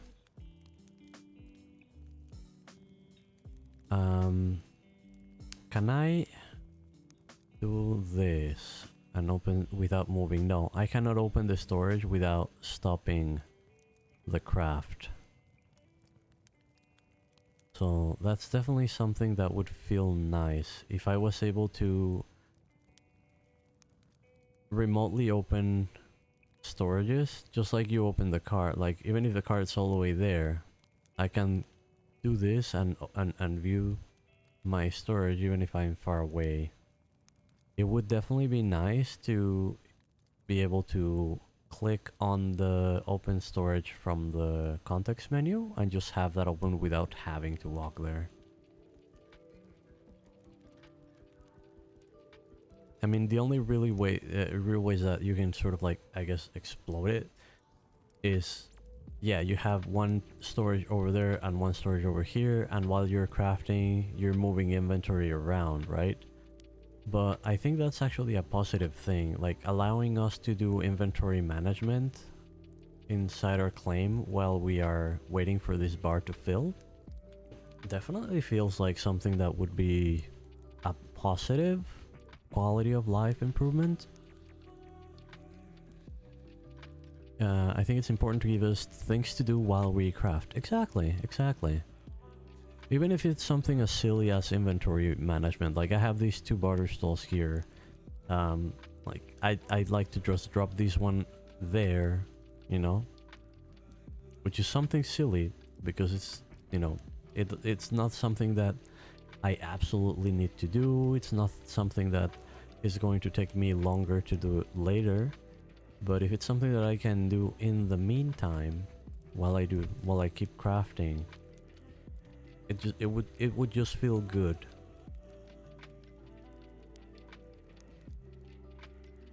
And I guess it is kind of annoying that every time that you're like, wait, what did I place here? Your character will stop doing what it's doing and it will go and look in there. I guess that's a layer of realism that I can do without. I can definitely do without.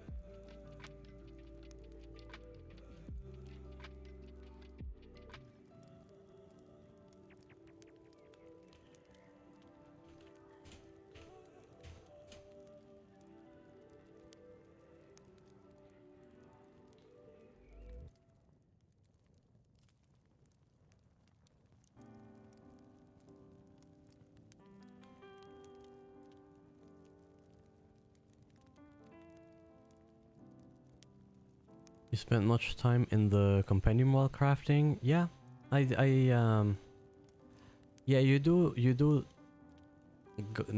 it less and less as you start to learn how things work. It is definitely something that, you know, it keeps you busy and at the same time helps you understand how the professions are interlinked a little bit better. Right now that the game's in development, it's, you know, a good moment for, you know, if there's anything that feels off, you know, bring it up. For example, I already mentioned to Voxel that it feels kind of weird that Brico is doing these things. Like, well, right now there's not even ruins, which is where you would get these things, but also Brico's been asking for leather as well. And while leather and like these metal frames are things that are used in construction,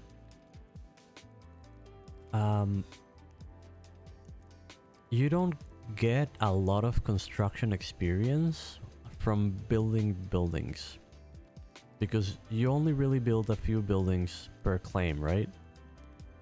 Like it's not something that you can just go and do continuously to get the experience. So what makes sense for me is like road building is the skill that I know that interacts with building. And getting experience while paving is like when I pave. Every time I pave, I get one construction experience. I think that when terraforming, you also get with these things you also get construction experience, and then when building, you know, you're gonna be building gates, you're gonna be building torches for your roads and so on. But the leather, for example, the leather packs that Brico is asking for is something that you only use for the tents, for the interior type buildings. These are the ones that are using, you know, everything. It doesn't feel justified that then, because these things are here, then Brico is going to ask for like the metal and the leather. Because while you're building roads, you are clearing out wood, you're clearing out trees, you're clearing out rock, you're clearing out ores. So it definitely makes sense to have the timber, to have the slabs, to have the bricks. You know, he likes bricks. Even metal ingots would make sense. Like cloth, even cloth would make sense because you clear out textiles, you clear out bushes. Hey, thank you for the follow. I will take very good care of your soul, Starbuck Viper. Nice to see you here. How's everything going? Are you bored now that you maxed out everything at 20? I will take her good. I will take good care of it. I promise. I promise.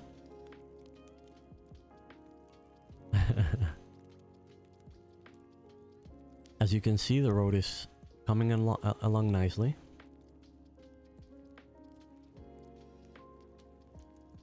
Currently doing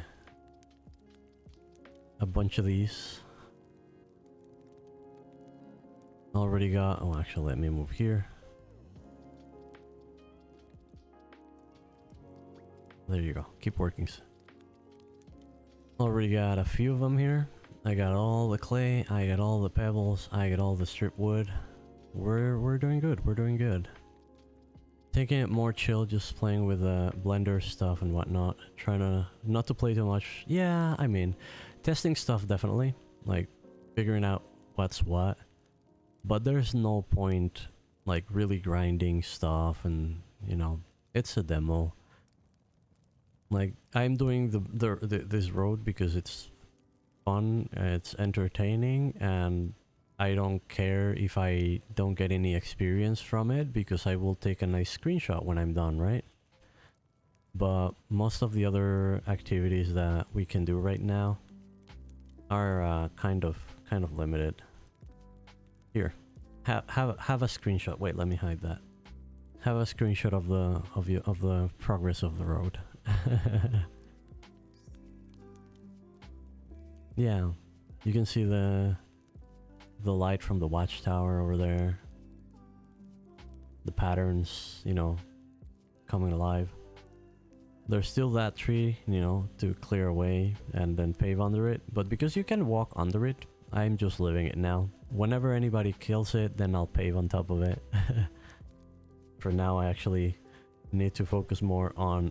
Oh, I cannot turn more. Turn. No, that's it. I have to turn like this. I'm gonna be more focusing towards going that way. I'm not really worrying about this tree too much.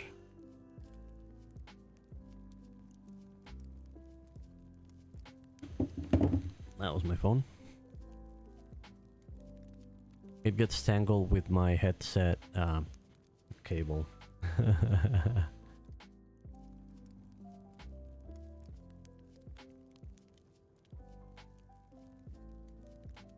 Oh, did I lose my windows? There we go.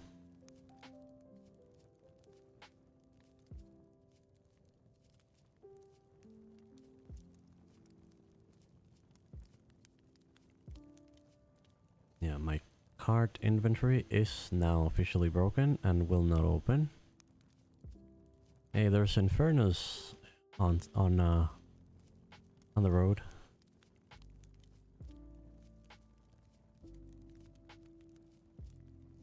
Let's see, open that storage. Actually, I don't think I will need that storage. I think I can fit all the logs here. It's only 86, so it's only 9 slots.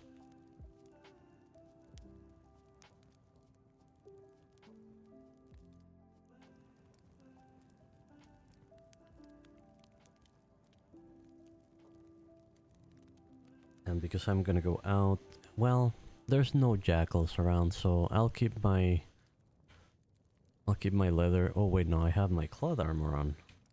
I want my leather armor. Where's my inventory? Not the ferlith, yes.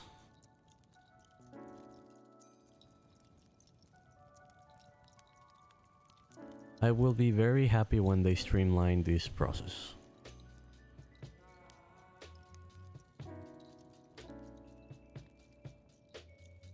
And then, oh wait, wear that leather cap too. That's all cloth, perfect. So that goes to vault.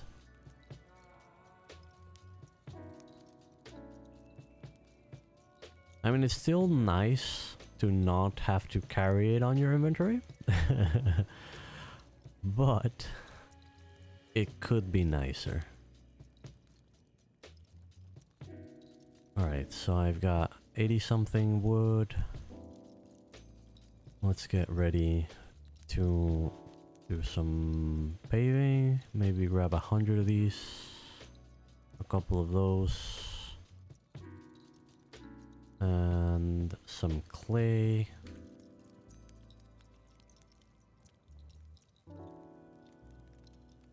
Let's see. I think there are a few trees that were around here that I cleared out. Let me bring out my tile tool. This one here is pebbles. This one here is wood. Let's see, am I missing any others? It does not look like it. Okay. I imagine this is the last tree that I was about to deal with.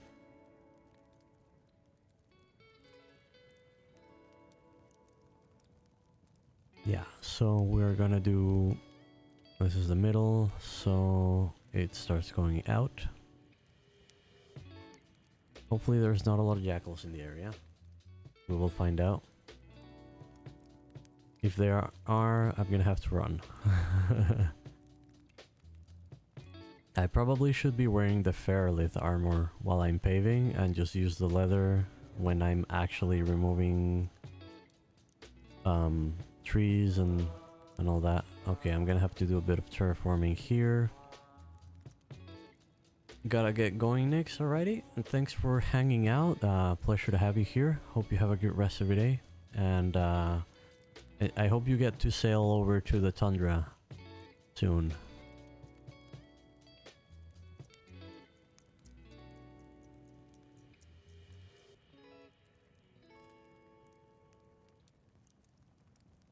A bit more terraforming here. That's 2, so we go back in.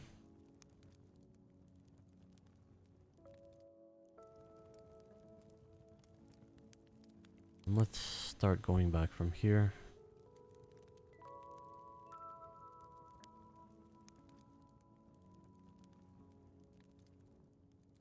Can even do the middle ones, maybe? A little bit.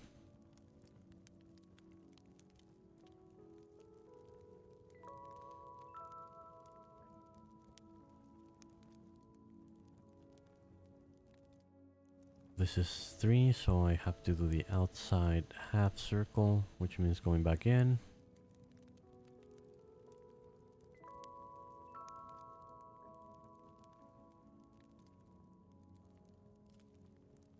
I absolutely love being able to pave over mushrooms.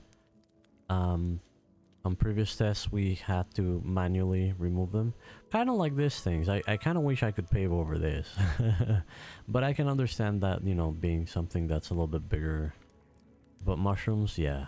Being able to do that is so satisfying. Uh, that's as far as it goes, and then I have to go back in.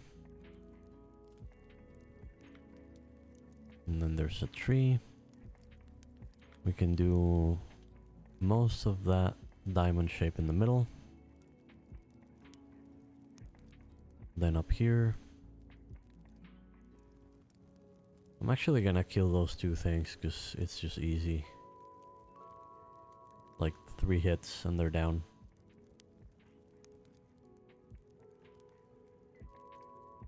And then actually that one there too. Right? Although, actually I don't think I'll be able to pave here because I think that is a corner tile. Yeah, that's a corner tile that's not flat. Oh, actually same as that one. Alright, so I will need to do terraforming for the rest of it. But, ooh, getting a little glitchy. What happened? The world sort of vanished around me for a bit. There you go. Alright. We panicked for a bit, but we're alive. Now let's fill in the gaps with pebbles.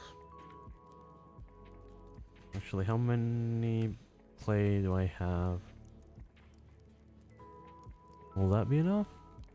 I think it would be, because I used 5 stacks and I've got... yeah, that should definitely be enough.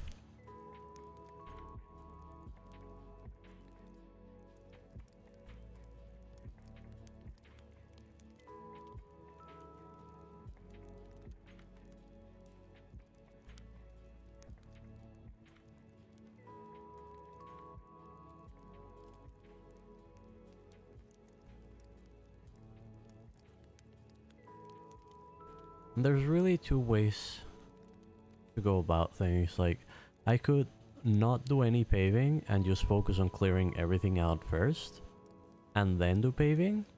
But then every time you kill a node, there's a chance that it might spawn back. Oh, this is actually a plank. Oh, it's already paved? It's probably already paved. There's a chance it might pop back.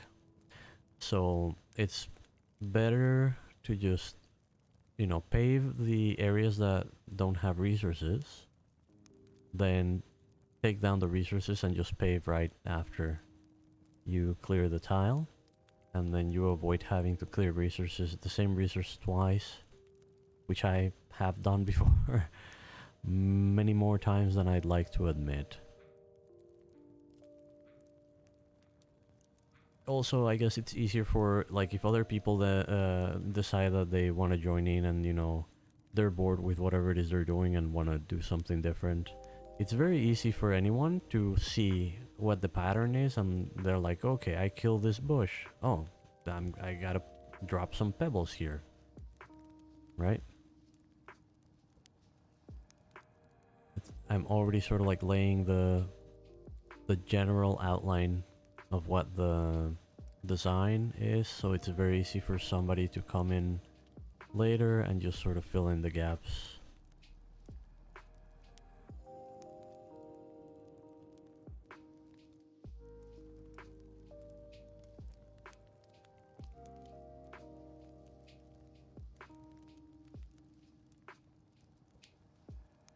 I thought there were gonna be more jackals around here. I'm glad there are not.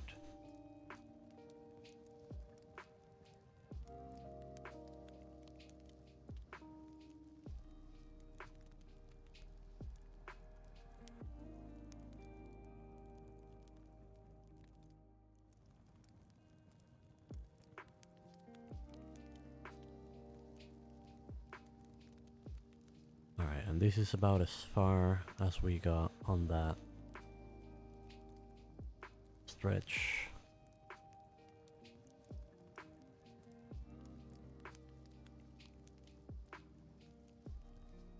So let's head back and drop the paving materials and get to chopping. I think because I already have... I don't know if enough, but definitely a lot of strip logs. I'm just going to leave whatever logs I run into. I'm just gonna leave them there for now. I do grab a couple of wood, pebbles, and mud because wherever I clear resources, I need to be able to pave over. Alright.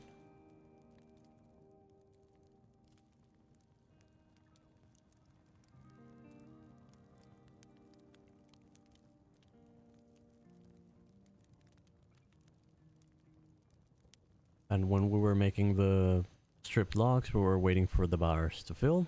Now we come over to the trees and we wait for the bars to drain. That's basically what BitCraft is about. You just try to do it in the most creative, fun, and personally rewarding way that you can. And hope for the best. And meet cool people.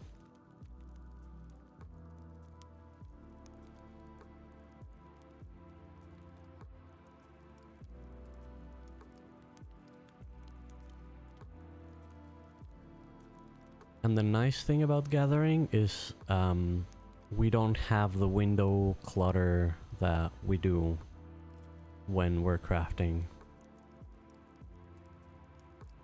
Especially if you've already stockpiled enough resources that you don't really need to pick up whatever is dropped.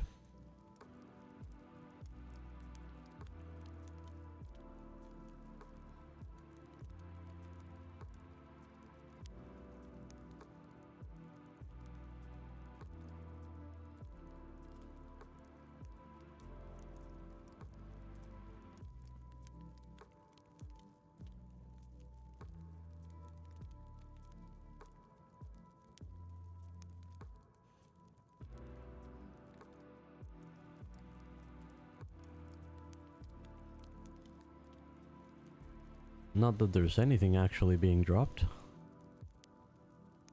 Oh wait, no, they're probably going into the cart, right? Yeah. I'm like, where are all the logs? There should be logs on the ground here. No, they're going to the cart. It definitely makes sense that they are giving the carts to road builders, because when you are clearing this path, you just get so much cargo. Like I do this mobile claim thing that I move forward every so often. But if I can, like, instead of moving it right here, if I can just clear this path because I have a wagon and I can just carry this stuff over there and then just wait until I'm further away and move further out, I think that's definitely going to make the whole thing nicer. How far are we? Alright, we're already halfway through. We started around here. And our road is around here. Just need to clear a few trees here, and then we'll continue paving that way. We're gonna have to deal with some of these fluffy friends over there. But we got it. Oh, I need to eat.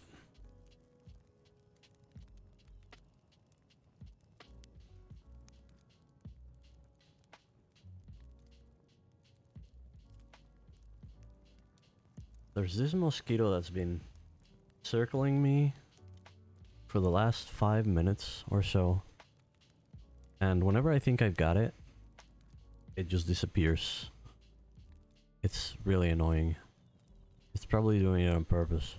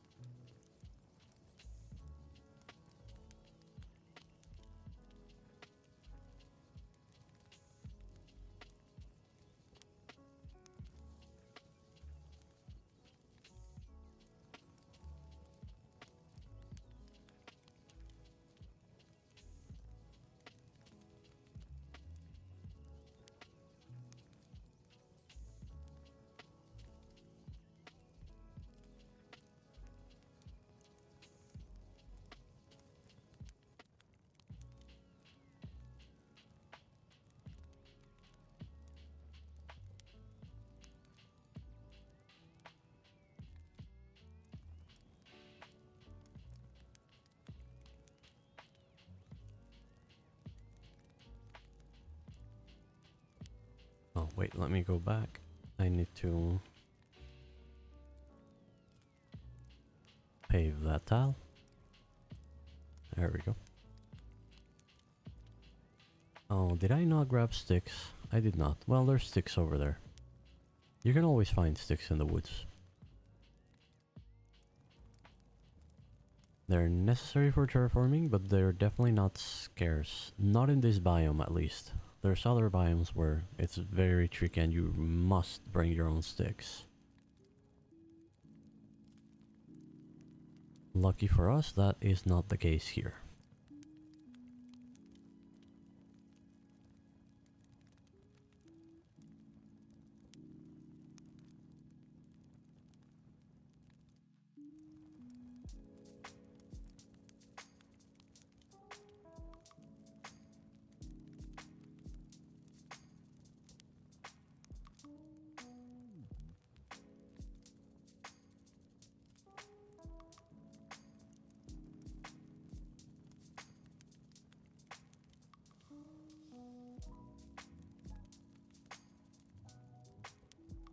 Hey, somebody's actually using the road.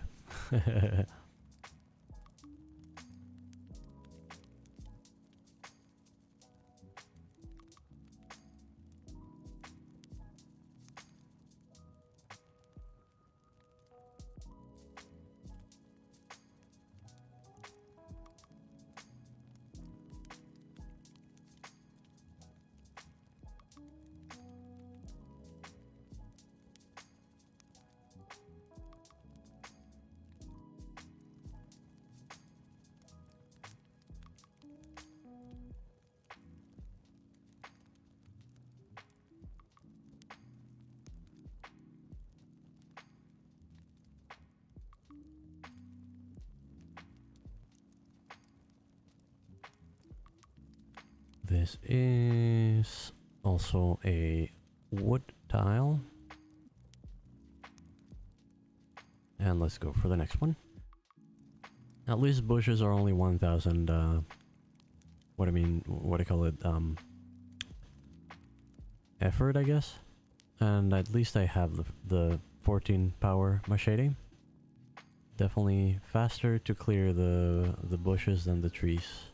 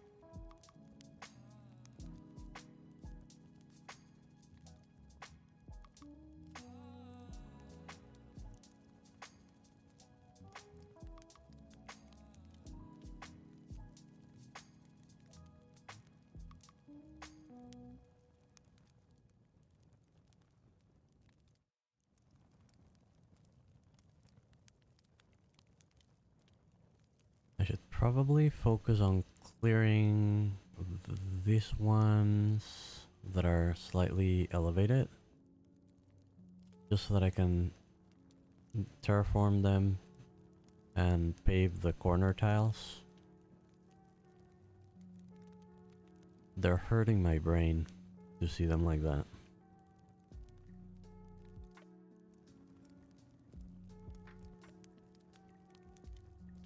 Actually, I think this one's already...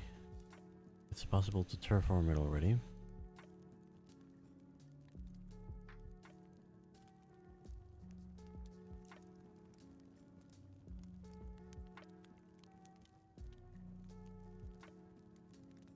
Yeah, this one is not obstructed. Bring it down to 25. 25 is basically like universally sea level. It doesn't really matter where you are in the world. That's basically sea level. It doesn't necessarily mean this is water level. In areas like the tundra or the pine forest, there are rivers that are at higher elevations. But yes, basically, like in a lot of the biomes, 25 is what you want your claims to be at.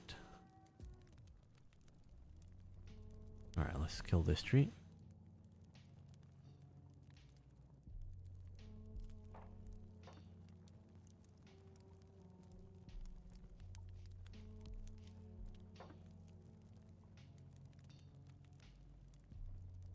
Yeah, it looks to me like the road itself is about here, and it started about here. So we're actually about two-thirds done.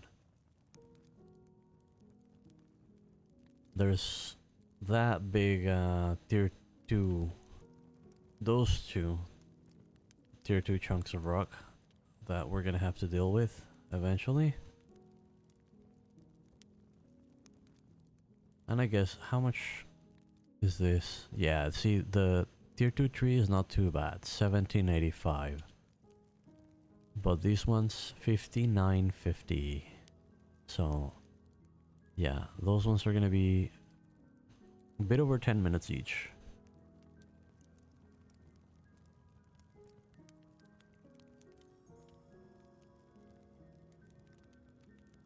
Yeah, I could have paved that one. Let me actually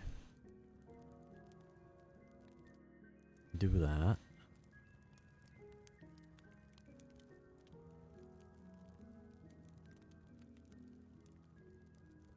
Oh, alright. I asked too much of it. I should have waited, I should have been patient. I should have finished chopping the tree before going over to pave that little tile. So, one moment while I reset the game. Again.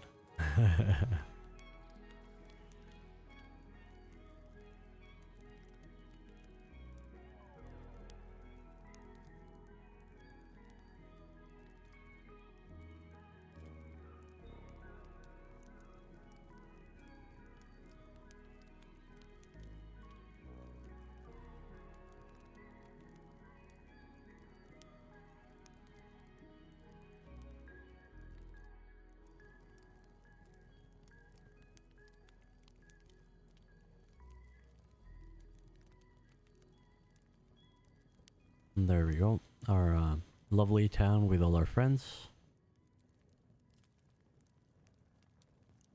Kind of wish the claim totem was actually that fountain. That would be nice. Like more of a central piece than this one. I'm expecting they will upgrade the model. Like if you look at the actual footprint of the claim totem is actually fairly large. So I'm expecting as the claim is upgraded, I would expect this model to be upgrading alongside it. If they decide to increase the levels for the skills to 20, and then we have access to tier 3 upgrade for the claim, we might see that. There was no upgrade. Like that did not change at all between like starter and then unlocking tier 2. But that's understandable because the unlocking tier 2 kind of feels like it's just a leftover from when there actually was a tier 1. It kind of feels like right now they should just start at tier 2 by default instead of having to research it. So yeah, in that case it makes sense that it did not change when the claim was set as tier 2, as that's basically the new baseline. But I would definitely like it if they are upgrading the looks of the claim totem every time that you tier up the claim. I think that would look really cool.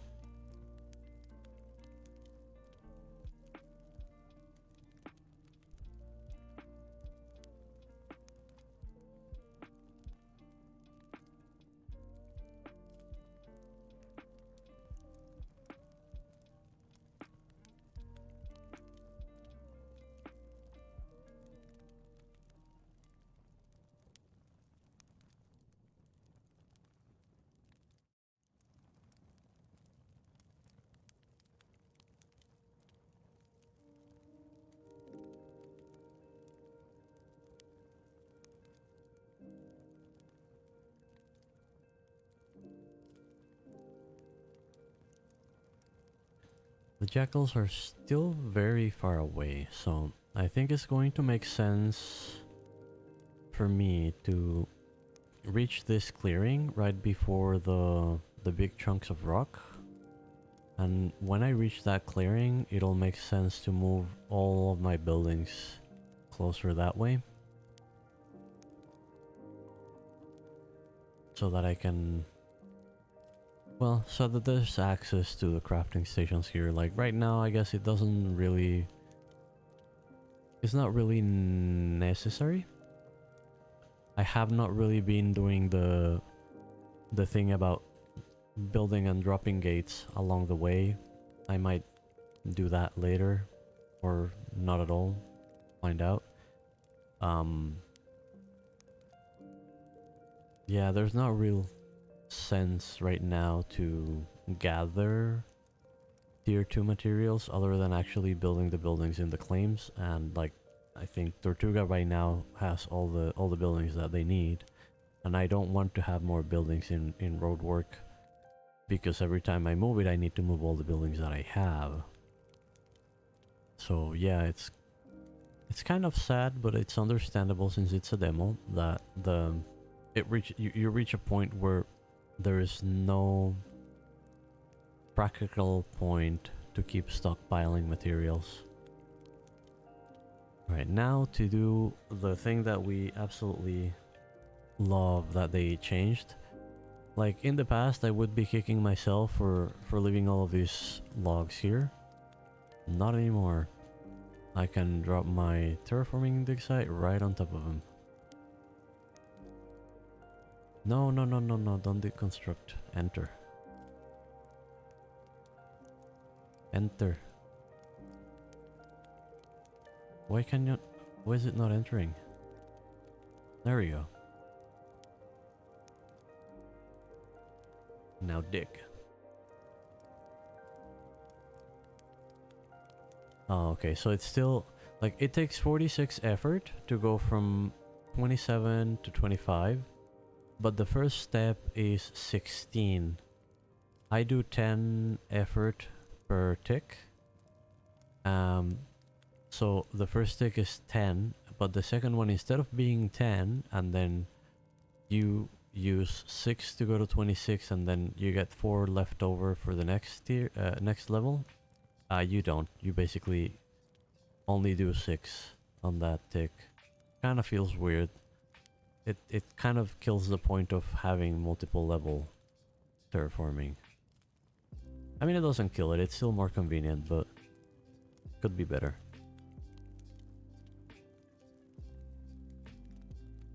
Alright, now we have this one here is wood. This one here is pebbles. Where's my... Here we are. Okay, and that's as far as we go. Next is this tree.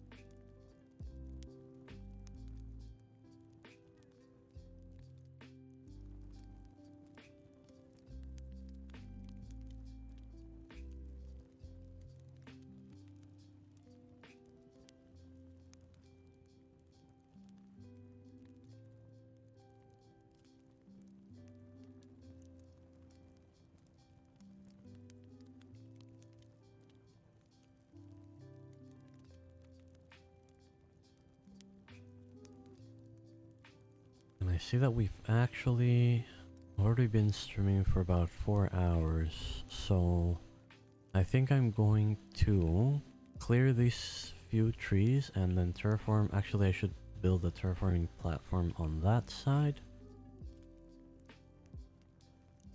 And then, wait, where's my terraforming? Let me, yes, hide that. Okay, that's why I missed the T. So I'm gonna terraform this. I need to terraform this one here and that one there.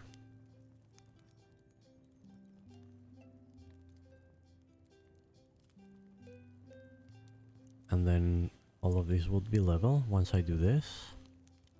So let's start chopping this tree.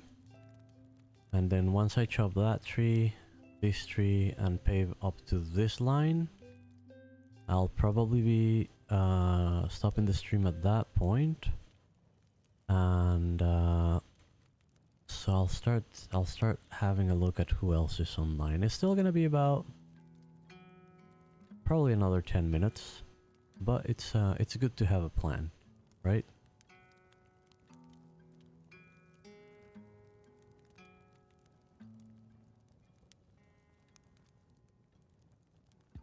Might actually be a bit less than 10 minutes. Because it's not a lot of work to chop 3 trees.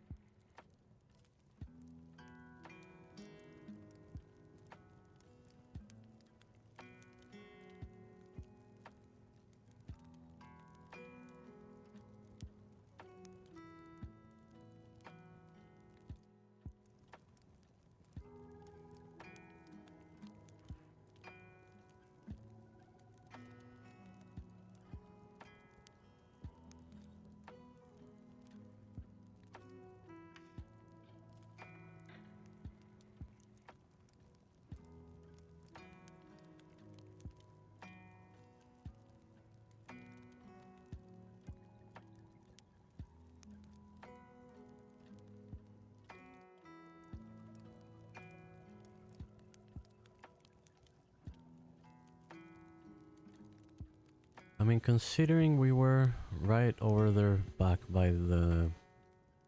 where I had my claim before, so around here. When we did all of these chunk in about 4 hours. It's not bad. It's not bad at all.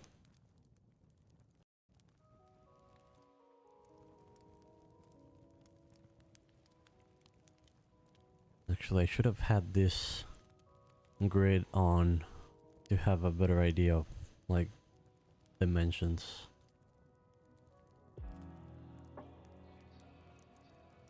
Yeah, it's about half a chunk in 4 hours.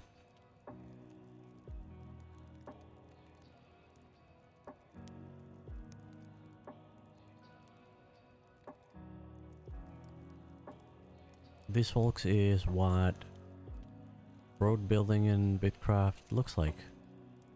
It's not for everyone. But it's definitely something that I really enjoy.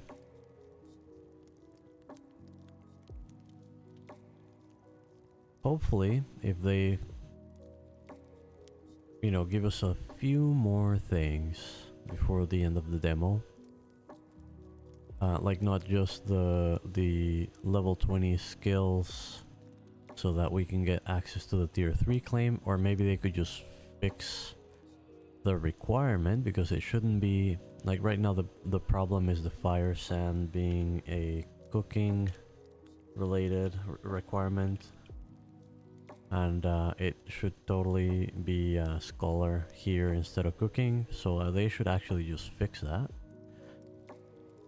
And if we get paving for tier 2, then we actually have a use for the tier 2 rocks and pebbles and stripped wood, and we would be able to make some nice designs for the next roads that we make in the next couple of weeks. Because this one's gonna be in... this road's gonna be done before the end of the week, easily.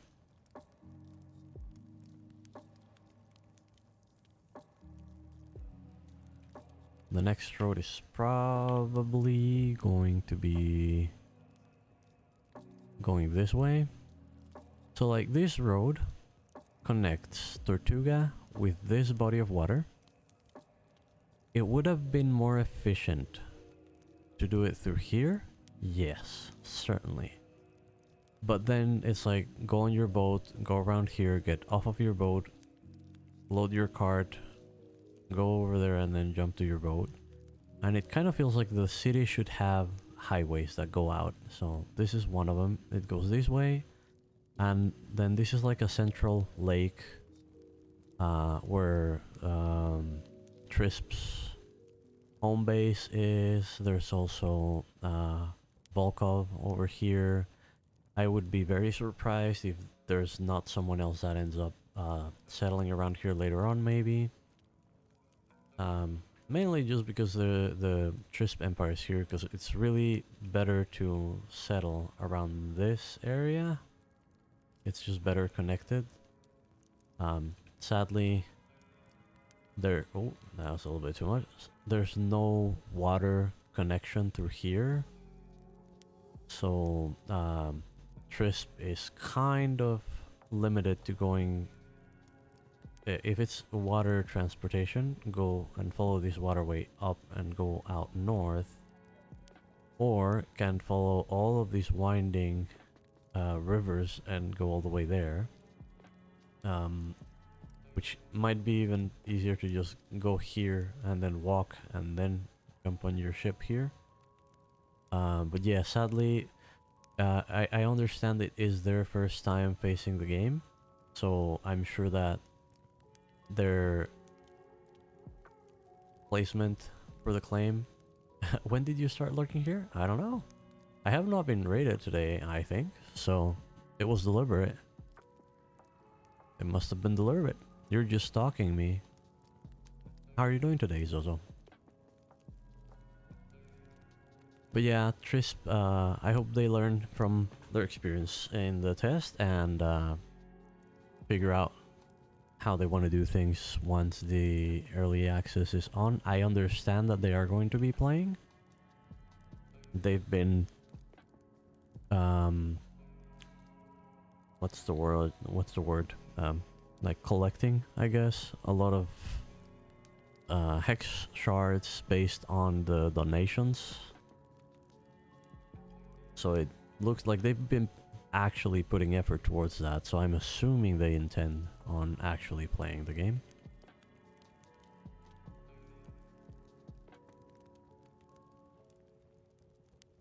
So this road kind of connects to them right now, and then the other road that goes north will connect to this body of water, which can be used to go north. And then Tortuga's just naturally got this harbor. I might want to do another road this way, just because it would look cool for Tortuga to have like 3 highways that go out in each direction. I think it's just a good look for the town.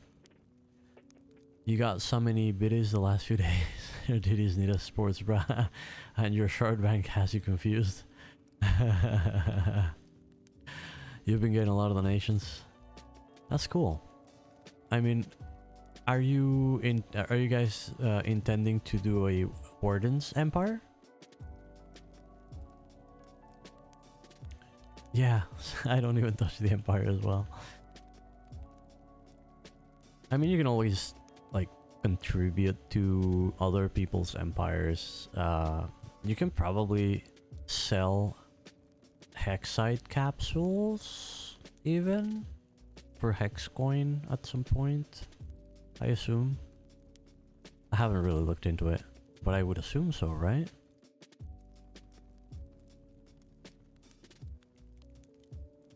Or whenever they add more cosmetics that end up being buyable through or purchasable via the premium currency, then you will have premium currency to, you know, pimp your automaton.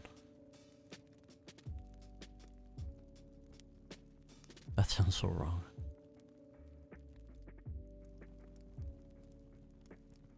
No, that's not. No. Okay, that was supposed to be. That was supposed to be wood.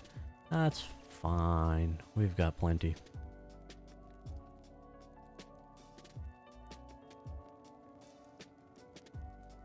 That's wood. This is a wood tile. This is a wood tile. Have you noticed that I'm able to pave underneath the trunks? That's nice, isn't it?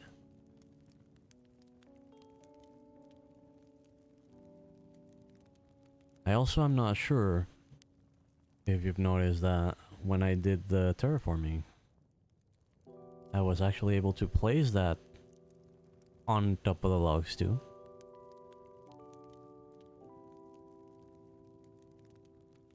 I mean, it means I cannot really grab them anymore.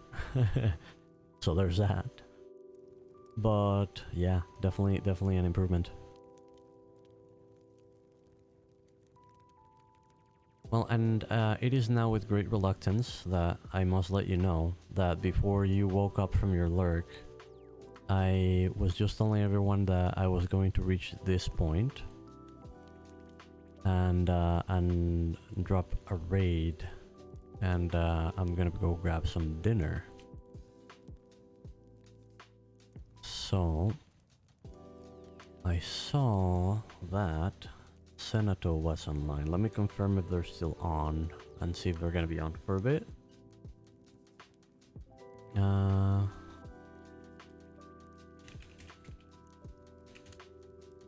1 second, let me just check with them.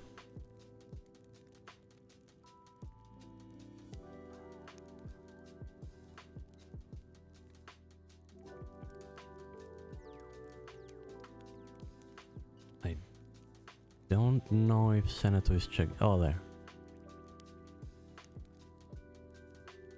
Alright, so it looks like Senator is definitely gonna be on for just a little bit longer at least. So we're going to call it a day for today.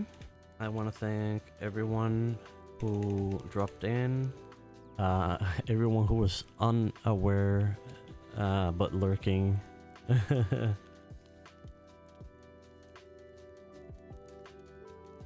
Anybody who survived, yeah, I guess survived the stream, who followed, thank you very much, Starbuck, for following.